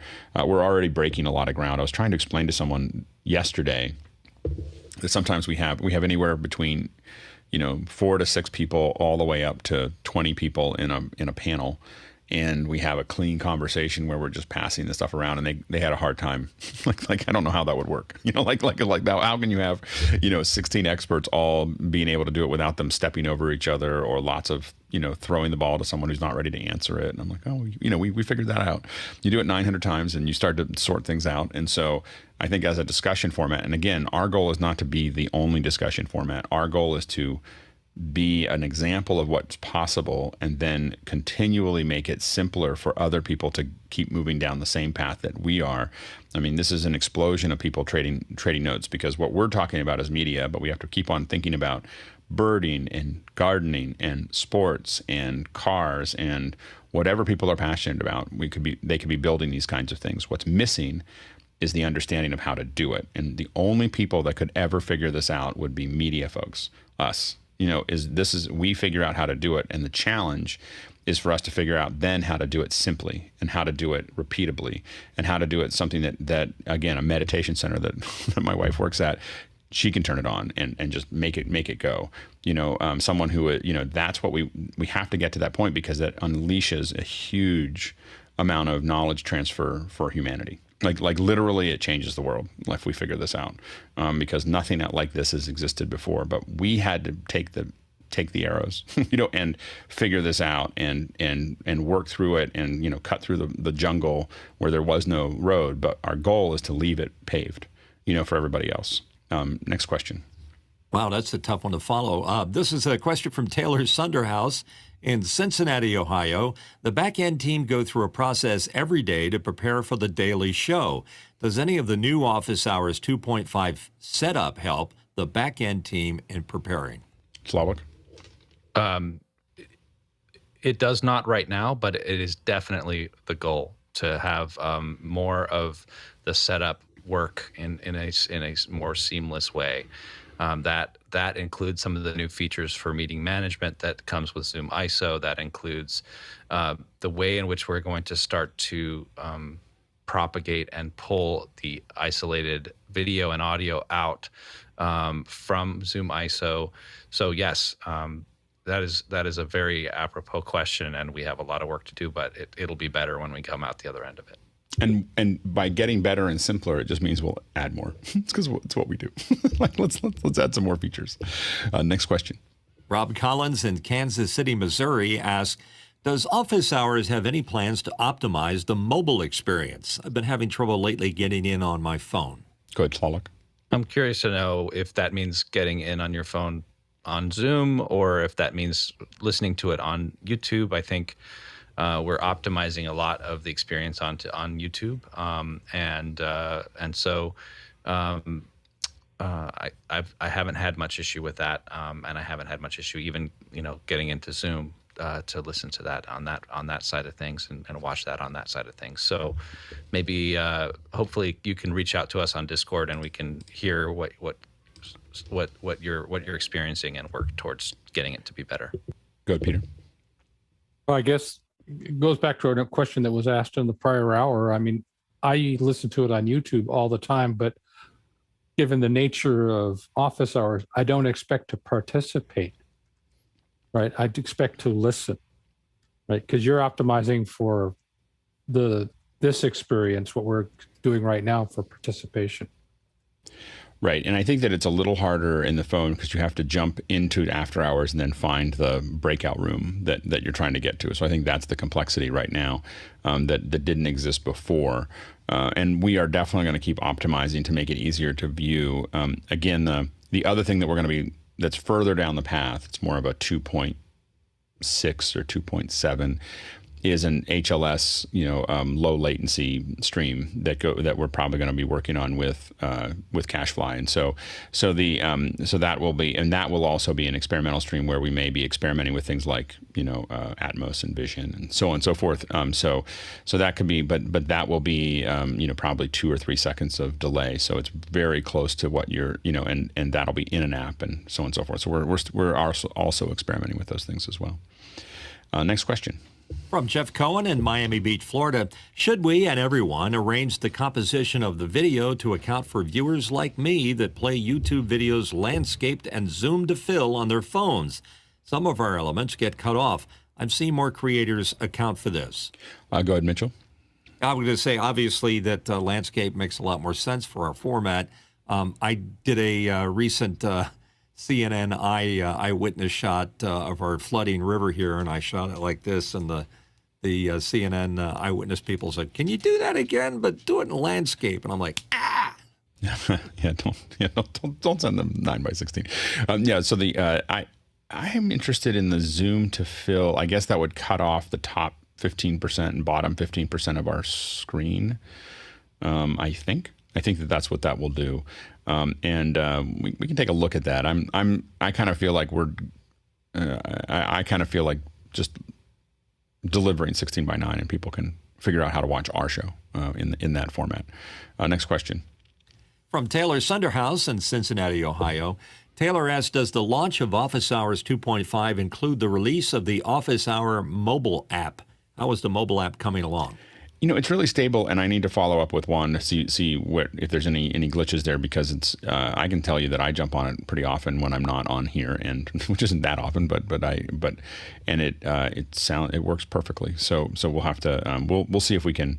I think it's mostly figuring out what we're going to send into the app when we're not on. So I think that's something. But right now, I think working from a live feed, it works really well. So we'll see if we can't get that out relatively soon. Next question. Guy Cochran, Seattle, USA, and here on our panel, would it be worthwhile to stream Office Hours to Instagram or TikTok?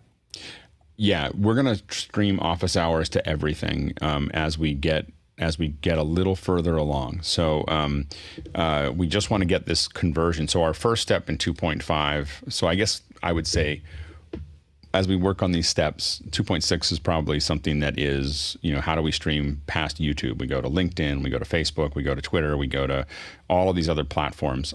The reason I'm not doing that right now is because I'm trying to get the subsystem working and knowing that it's totally solid and we're ready to go. And all I have to do at that point is go into AWS and just say all these other ones, just start pumping them all out from there. And I think that'll be a relatively simple thing for us to do the distribution to. And it's really just waiting for me to just get this first thing off the ground and just make sure that everything's working well, and then start pushing it into all the other platforms. And I usually don't recommend people do that, but the reason that I am going to do it is because we want to see how they all perform and see what the differences are. There's a huge learning opportunity for us. What's the average view time? What's the video quality? How stable is it? Doing something every day is an incredible research opportunity, because most people don't do something every day. And so us seeing how all these things work and don't work on a daily basis is going to be a huge value to us over time. Go ahead, Guy. Yeah, there's a lot of opportunity there in the 9x16 arena, because we're so used to laying out the show in traditional 16:9. But now with the ZoomISO, if somebody wanted to create a different layout, it could be the same dialogue, but now we're looking at super sources that are fit for that form factor. So we have the YOLObox InStream, which is basically an Android device running Instagram, so we can legally push in an HDMI feed. So I have the thing set up, so it's ready to go to TikTok and to Instagram legit. So if somebody wanted to build the show, we have it ready to push in. What's really interesting is, and not for this version, I don't want to scare anybody off.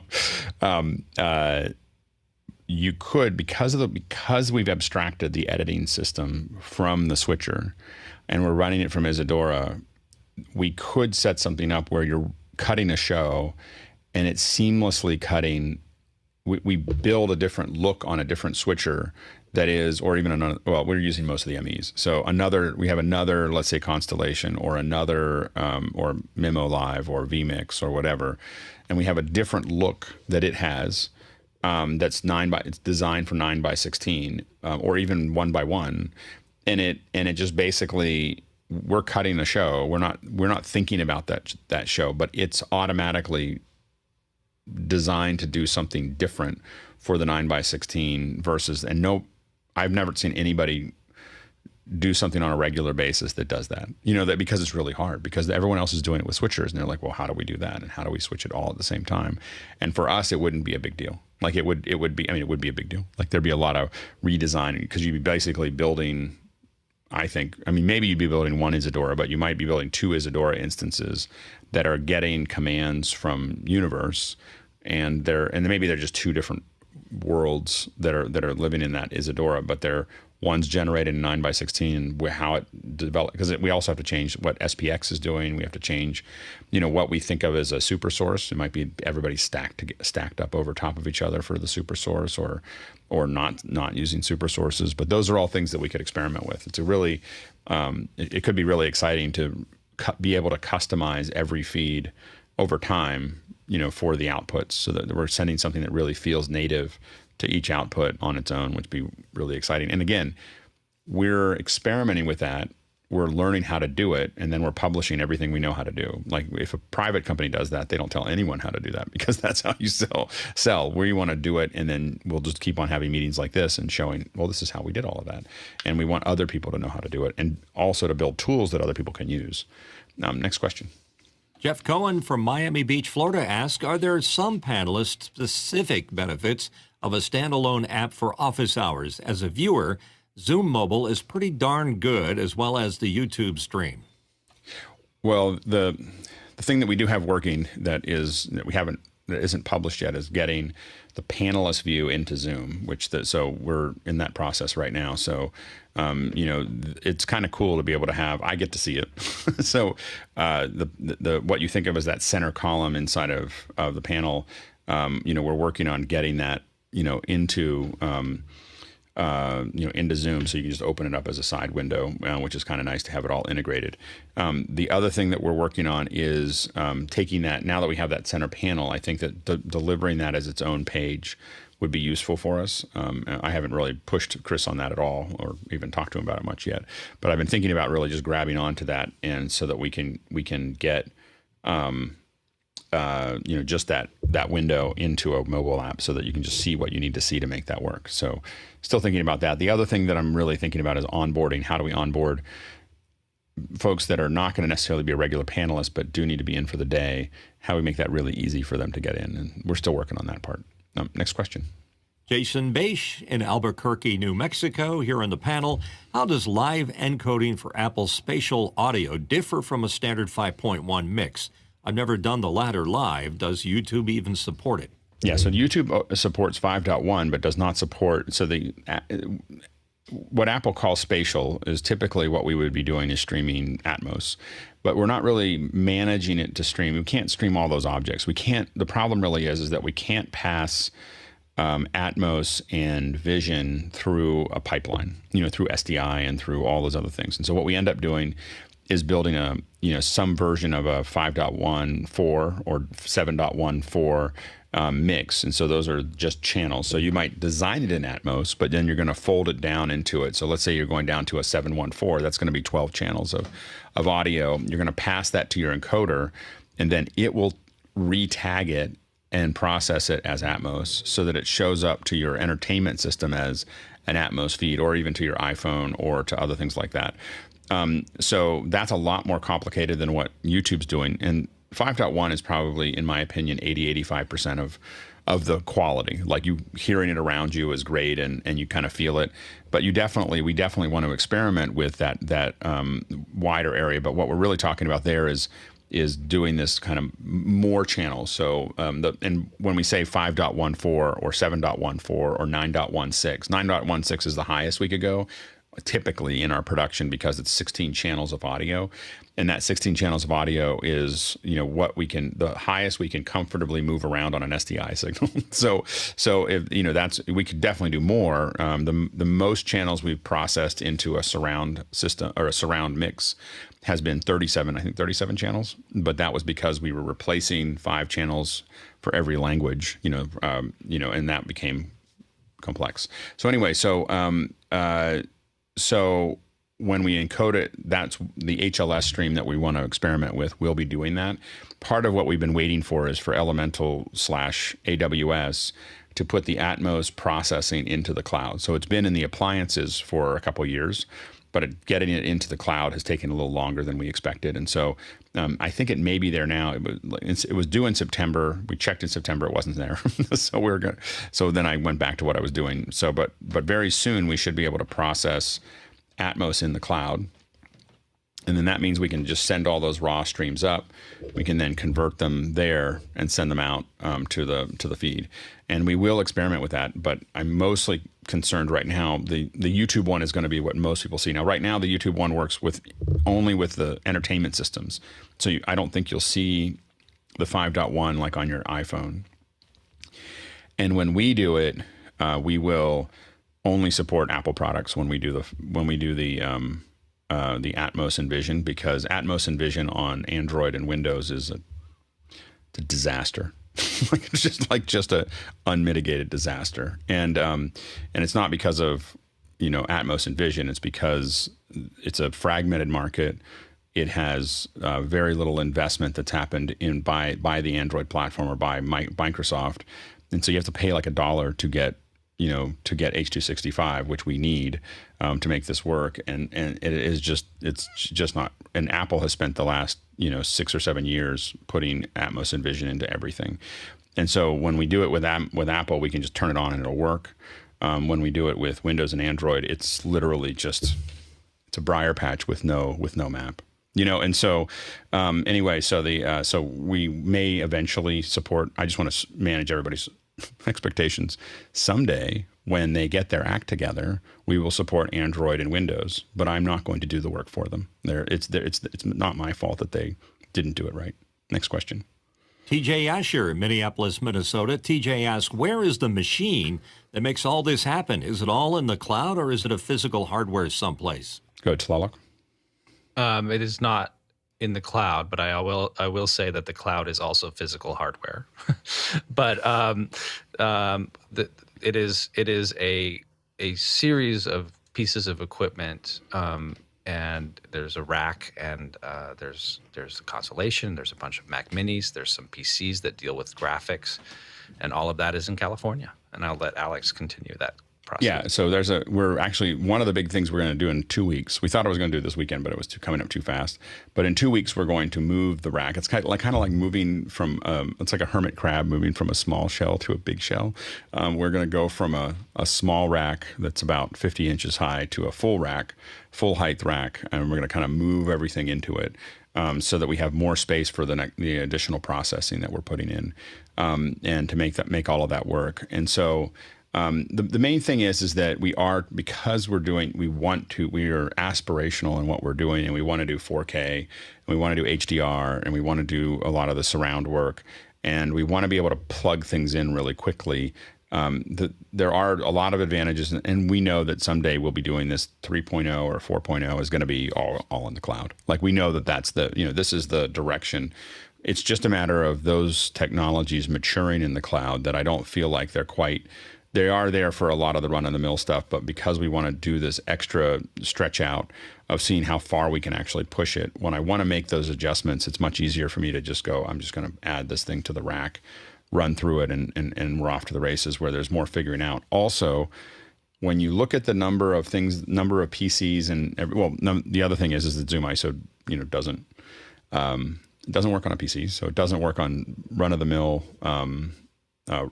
cloud instances. We can get Mac Mini cloud instances, but they're pretty expensive. And again, we have a lot of PCs that are actually running part of this. So we have a bunch of Mac Minis, but we were trying to figure out how many computers we need to move around. And I think that right now we have like 8 PCs and 5 Mac Minis, and then we have the encoders. And so when you start to add all of that up, it starts to become a question of like, how expensive would it actually cost per hour to run something? And if we decide we want to run 24/7, how much is that actually going to cost? And we could end up paying for the hardware pretty quickly. So the way we use it, or the way we're building these up, I'm not entirely certain that it would be cost effective to put it into the cloud. So that's why we have it here. Also, we hope to shoot some events here that we're going to potentially push huge amounts of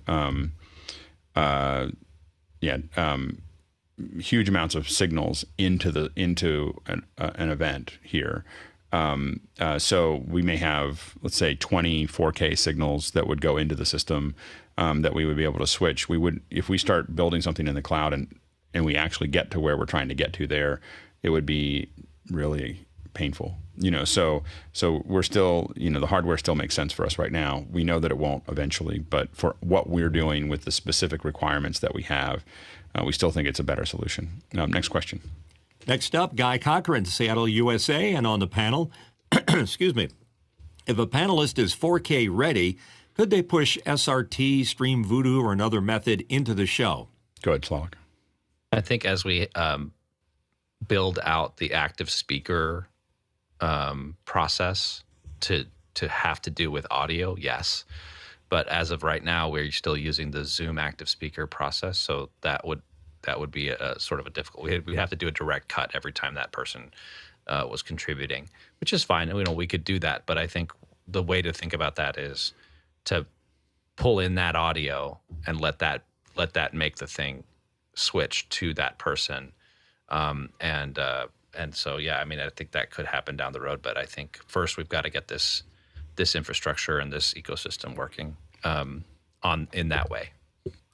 Yeah, I think that SRT would be more challenging than Streamvoodoo's WebRTC solution because the latency is much higher. We're seeing Zoom slowly pushing that latency down to below 200 milliseconds. SRT really starts at about 500 milliseconds from my experience. And 500 milliseconds is a lot. It's a lot. It's a lot more than 200. And so I think that that's one of the big problems is that but now Streamvoodoo has a WebRTC solution, which is about the same as Zoom, and it will do 4K 60, and it has higher bandwidth caps and can use other encoding and so on and so forth. So that's a valid option. But I think that we will probably be spending the next at least 6 months just working on getting the Zoom thing to work just right. I'm hesitant to add more variables until we get what we have working really, really well. And then we'll see where Zoom is. Zoom is, again, we're bullish about what's possible because the liminal team is at Zoom. I think that we wouldn't be as bullish if we didn't know that there was a team dedicated that actually knew what they were doing, that were pushing the technology forward, and we didn't already see results. The amount of results that we've already seen in ZoomISO from after the purchase is more results than I've ever seen any small company be able to execute inside of a large company in the history of me doing this. So the effectiveness of that team, the team that we already knew, and we already kind of have an idea of where they're going. When we look at those trajectories, we're pretty, I feel like we're on the right platform to do this, and so we're going to keep on doing that first. And when we run into a wall and that's not solved, then we'll make a new decision. To do those. But I don't think that we would add new things just to add them right now, because I think that we have there's so much to swallow right now. I don't think that we would want to add more things. Go ahead, Tlaloc. Yeah, another thing is that what's really important in portions of this show is the quick communication between panelists and between the host and the reader. And so thinking through that process of getting that information, getting that video and that audio back to us, the panelists, starts to be a little brain breaking. So yeah. Go ahead, Mitchell. Yeah, I'm used to doing broadcast via satellite, and satellite's like 2 seconds. So once you've learned that, you're okay with it. But this is a pleasure. Even at 400 milliseconds, it's still a pleasure to be dealing with such small lag times. Because we're using ZoomISO, we're really hearing each other very, very quick. 200. So it's it really works. I work up with the switch where I'm used to a third of what we see in Zoom, and so everything seems a little bit delayed. But it's so much better than all the other options. Next question. Next question in from TJ Asher, Minneapolis, Minnesota. How will this change impact other shows using the office hours infrastructure, like the Birding with Lois show? Will other shows be able to use this infrastructure? Yeah, our goal is to continue to make the show. We want other people to use the infrastructure to do that. In fact, part of creating more automated features to make this work, make those other shows more viable. So we may be able to get 10 or 20 or 30 people to work on office hours every morning, but we may have other shows that, really need to be able to run on 2 or 3 people and really run effectively and look gorgeous and do what it needs to do. And we need to figure out how to solve that problem in the same, use what we're doing every day to solve those problems. Right now, if people wanted to start shows, we're happy for them to use our infrastructure to make that work on the times outside of office hours.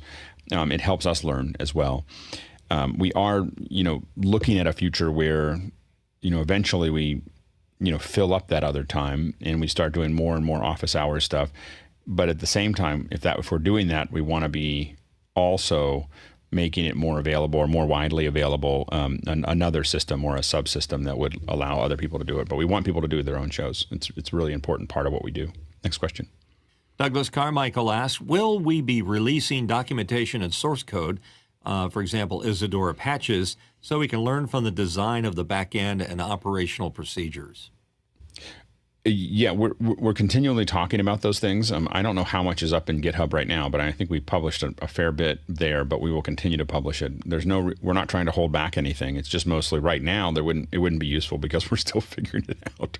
But as it settles down again, I think that we definitely will have more of these meetings, and we will try to set up one meeting like this that we really just kind of open up the interface and talk through what we're seeing.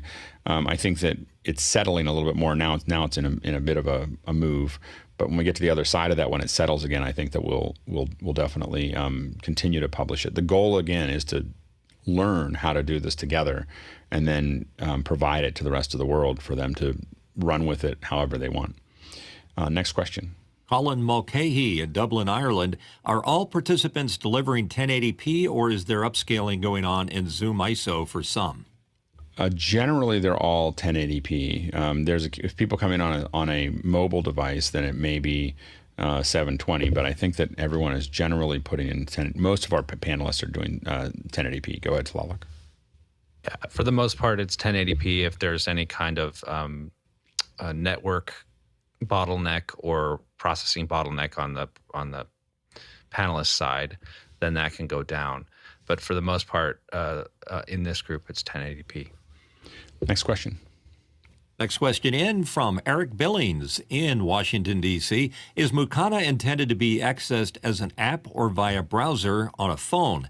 I find it will sometimes attempt to combine 2 streams from the same show, one with a delay jumping back and forth, Pixel 6 with 10 megabits per second via browser.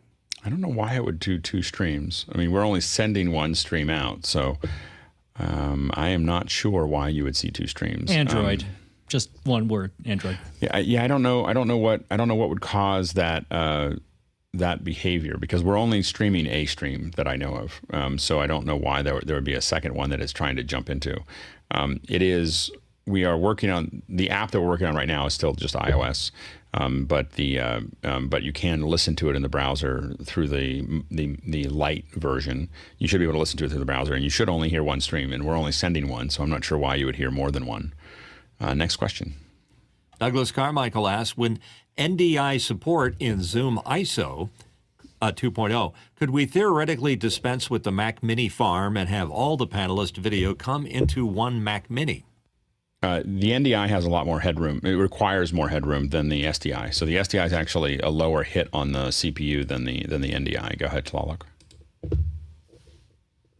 Yeah, and our infrastructure is so heavily built out of Blackmagic gear, and so that would add a whole nother set of processing to then get it back to SDI. So this is a much more direct way, at least in the way that we're working right now. Next question. Jeff Cohen, Miami Beach, Florida, asked, interest and possibility of adding the ability for Mukana to generate an actual browser notification when someone is tagged in a show or panel chat. There's definitely interest and possibility of doing that. There's a bunch of things that you would want potentially to get notified about. So one of the things that you want to get notified about is if you're being tagged, but also if let's say the questions came in, people started asking questions for a given show, I guess theoretically I would say, what if we didn't reset the event every day, and it was a different event every day for each show. And we would open it a week early or 2 weeks early, and you could start asking questions for the second hour or even the first hour, knowing that, oh, that's the audio day. I'm going to punch my audio questions in right now. And then you could also vote on those questions, ahead of time. And then potentially you might want to get notified when we're answering the question that you voted on. Voting on it would be more meaningful than just voting on it. It would be saying, hey, it's almost like a tag, like remind me when that actually happens. So those are the kind of things that we are thinking about, not immediately, but somewhere in the future. Next question. David Brady from New York, New York. Yesterday at work, we had a request to enable end-to-end encryption in order to conduct a secure interview. One downside is this disables all the primary Zoom functions as well as SDK apps. Thoughts? That's a pretty specific, issue. Go ahead, Tlaloc. Yeah, so I think that would mean that you couldn't pull a ZoomISO. At this point, you could not pull ZoomISO feeds from that meeting. So just have to bear that in mind. I'd be curious as to whether, if it really blocks everything, including like EasyCast, that'd be the question I'd have, is whether something like EasyCast, SDK app. No SDK app. Yeah, that's a pretty tight.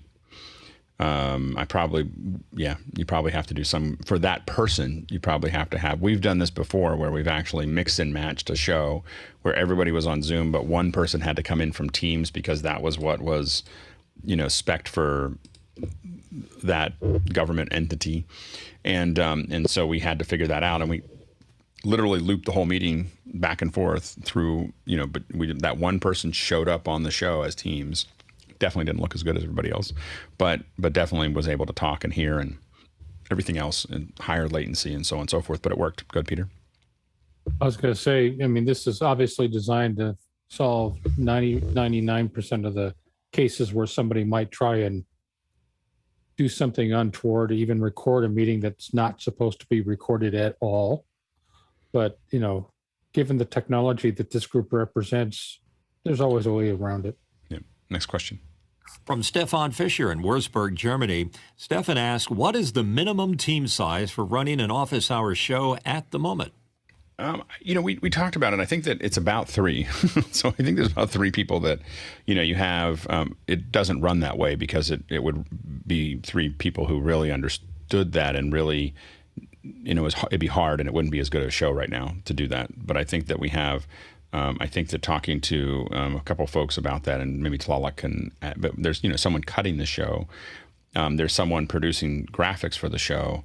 Those are the big things that are happening. Those 2 people, it's most of the show, but we have lots of creature comforts that make it better. There's people managing the questions. There's people saying hi when you come in. There's people managing a lot of other things. JJ says 2. So it can be done by 2. Can it be done as well as we're doing it with 2? Probably not. I think but we're not adding the technical requirements to do that. We are adding creature comforts that just make a better show for all of us, and it allows more and more people to learn.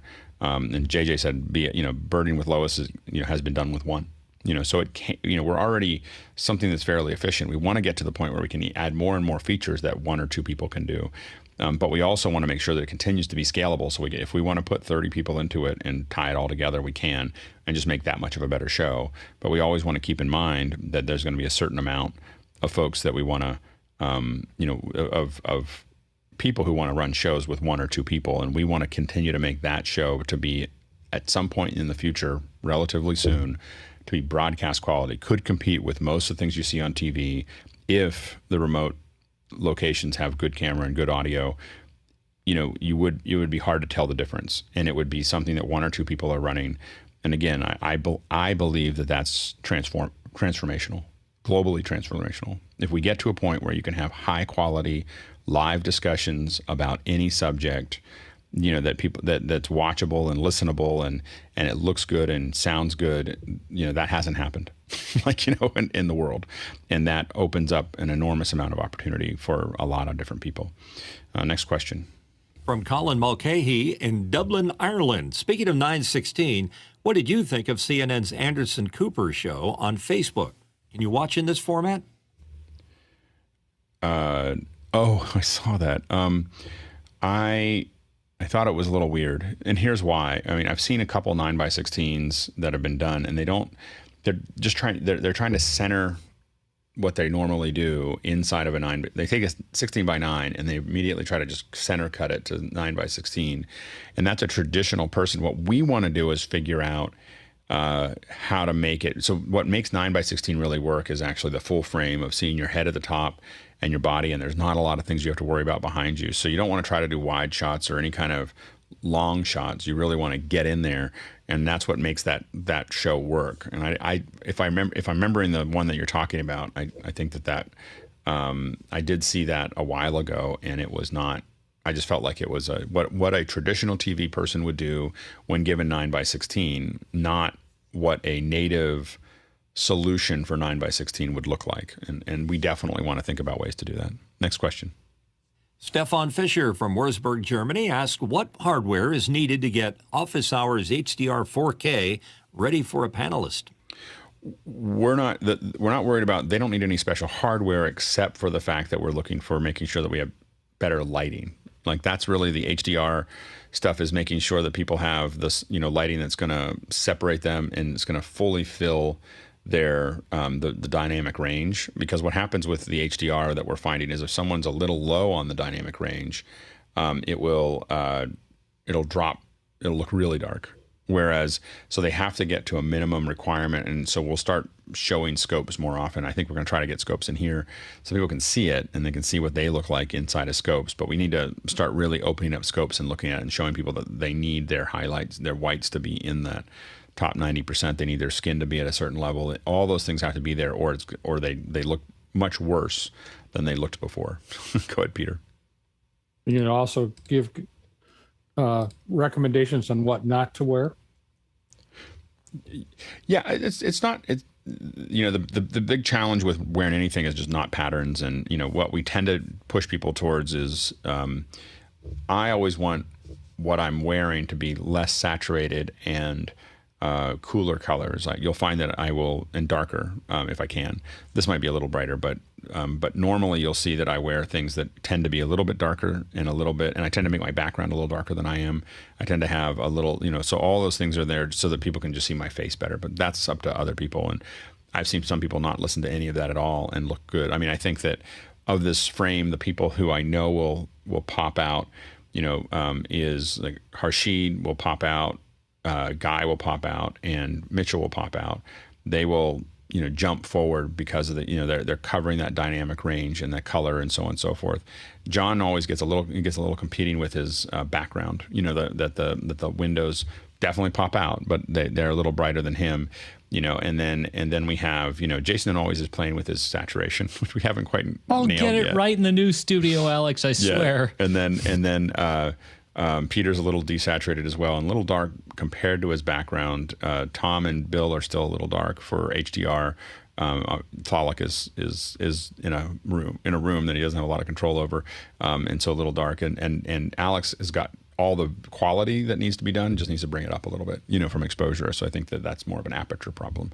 And so compared to HDR, in SDR it looks fine, but we know that in HDR, as we watch this over and over again, we start to see what those things are. And so we're going to keep on coaching everybody so that it'll look better in SDR as well. Next question. From Douglas Carmichael, would the Matchbox Glass app work on an iPhone for those that don't own an iPad? I have to do research on that. I'm not sure. I'm not sure if it does or not, but we'll find out whether it works or not. Next question. Colin McCahey in Dublin, Ireland. Alex, what camera are you using today? It looks great. Why, thank you. That's so kind of you. This is the Insta360 link. This is the one that I like and I have down here at the office, and so I think it's good for it's good. I don't like it as much as the camera I normally have, but I think that it looks good on the road. Next question.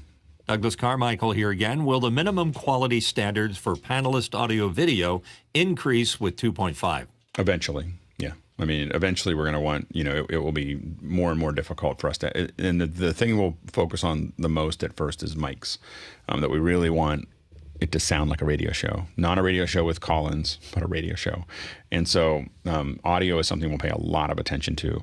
And then the next step is just exposure for video, and we will start to kind of push.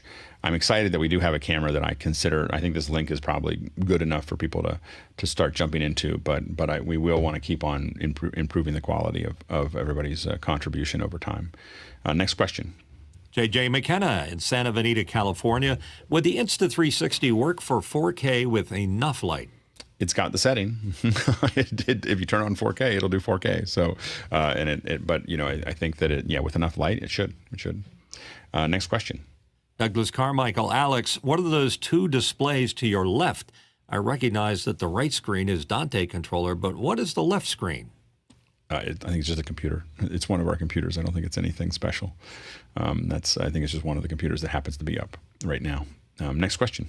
And Douglas is back again asking, I like the quiet theater breakout room format for watching the show and after hours. Will we have a separate breakout room with comms, BTS, and multiview? Tlaloc.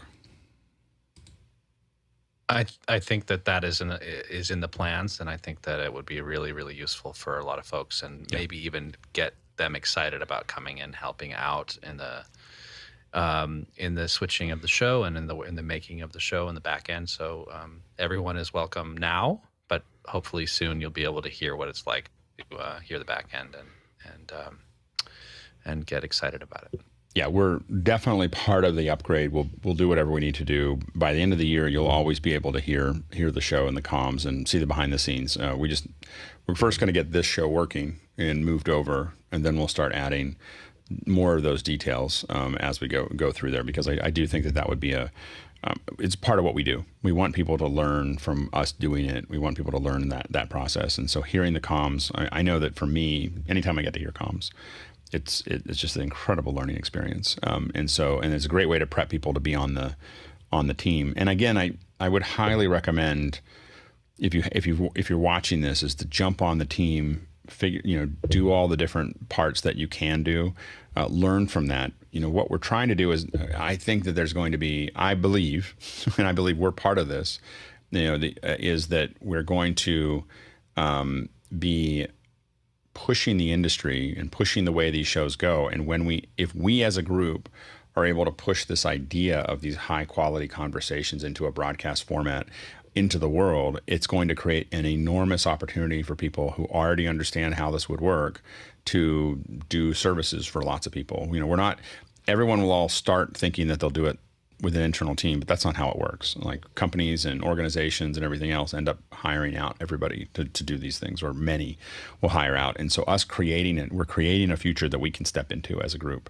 And so right now there's an opportunity to learn all of this stuff and not have to go to school for it, not have to do anything else, but learn it by doing it, learn it by being part of it. And it's not just like editing once, it's editing so that you really understand it, 5 times, 10 times, then go do another thing. And there's going to be more and more roles that you can take on. And I recommend taking those on so that we learn how to do it better and that individuals learn how to do it better. And we also get to know each other so that the next time when we start, there's so many teams that have gotten built inside of office hours, people learning who knows what, and then they start hiring them, and then they start working together, they start building companies.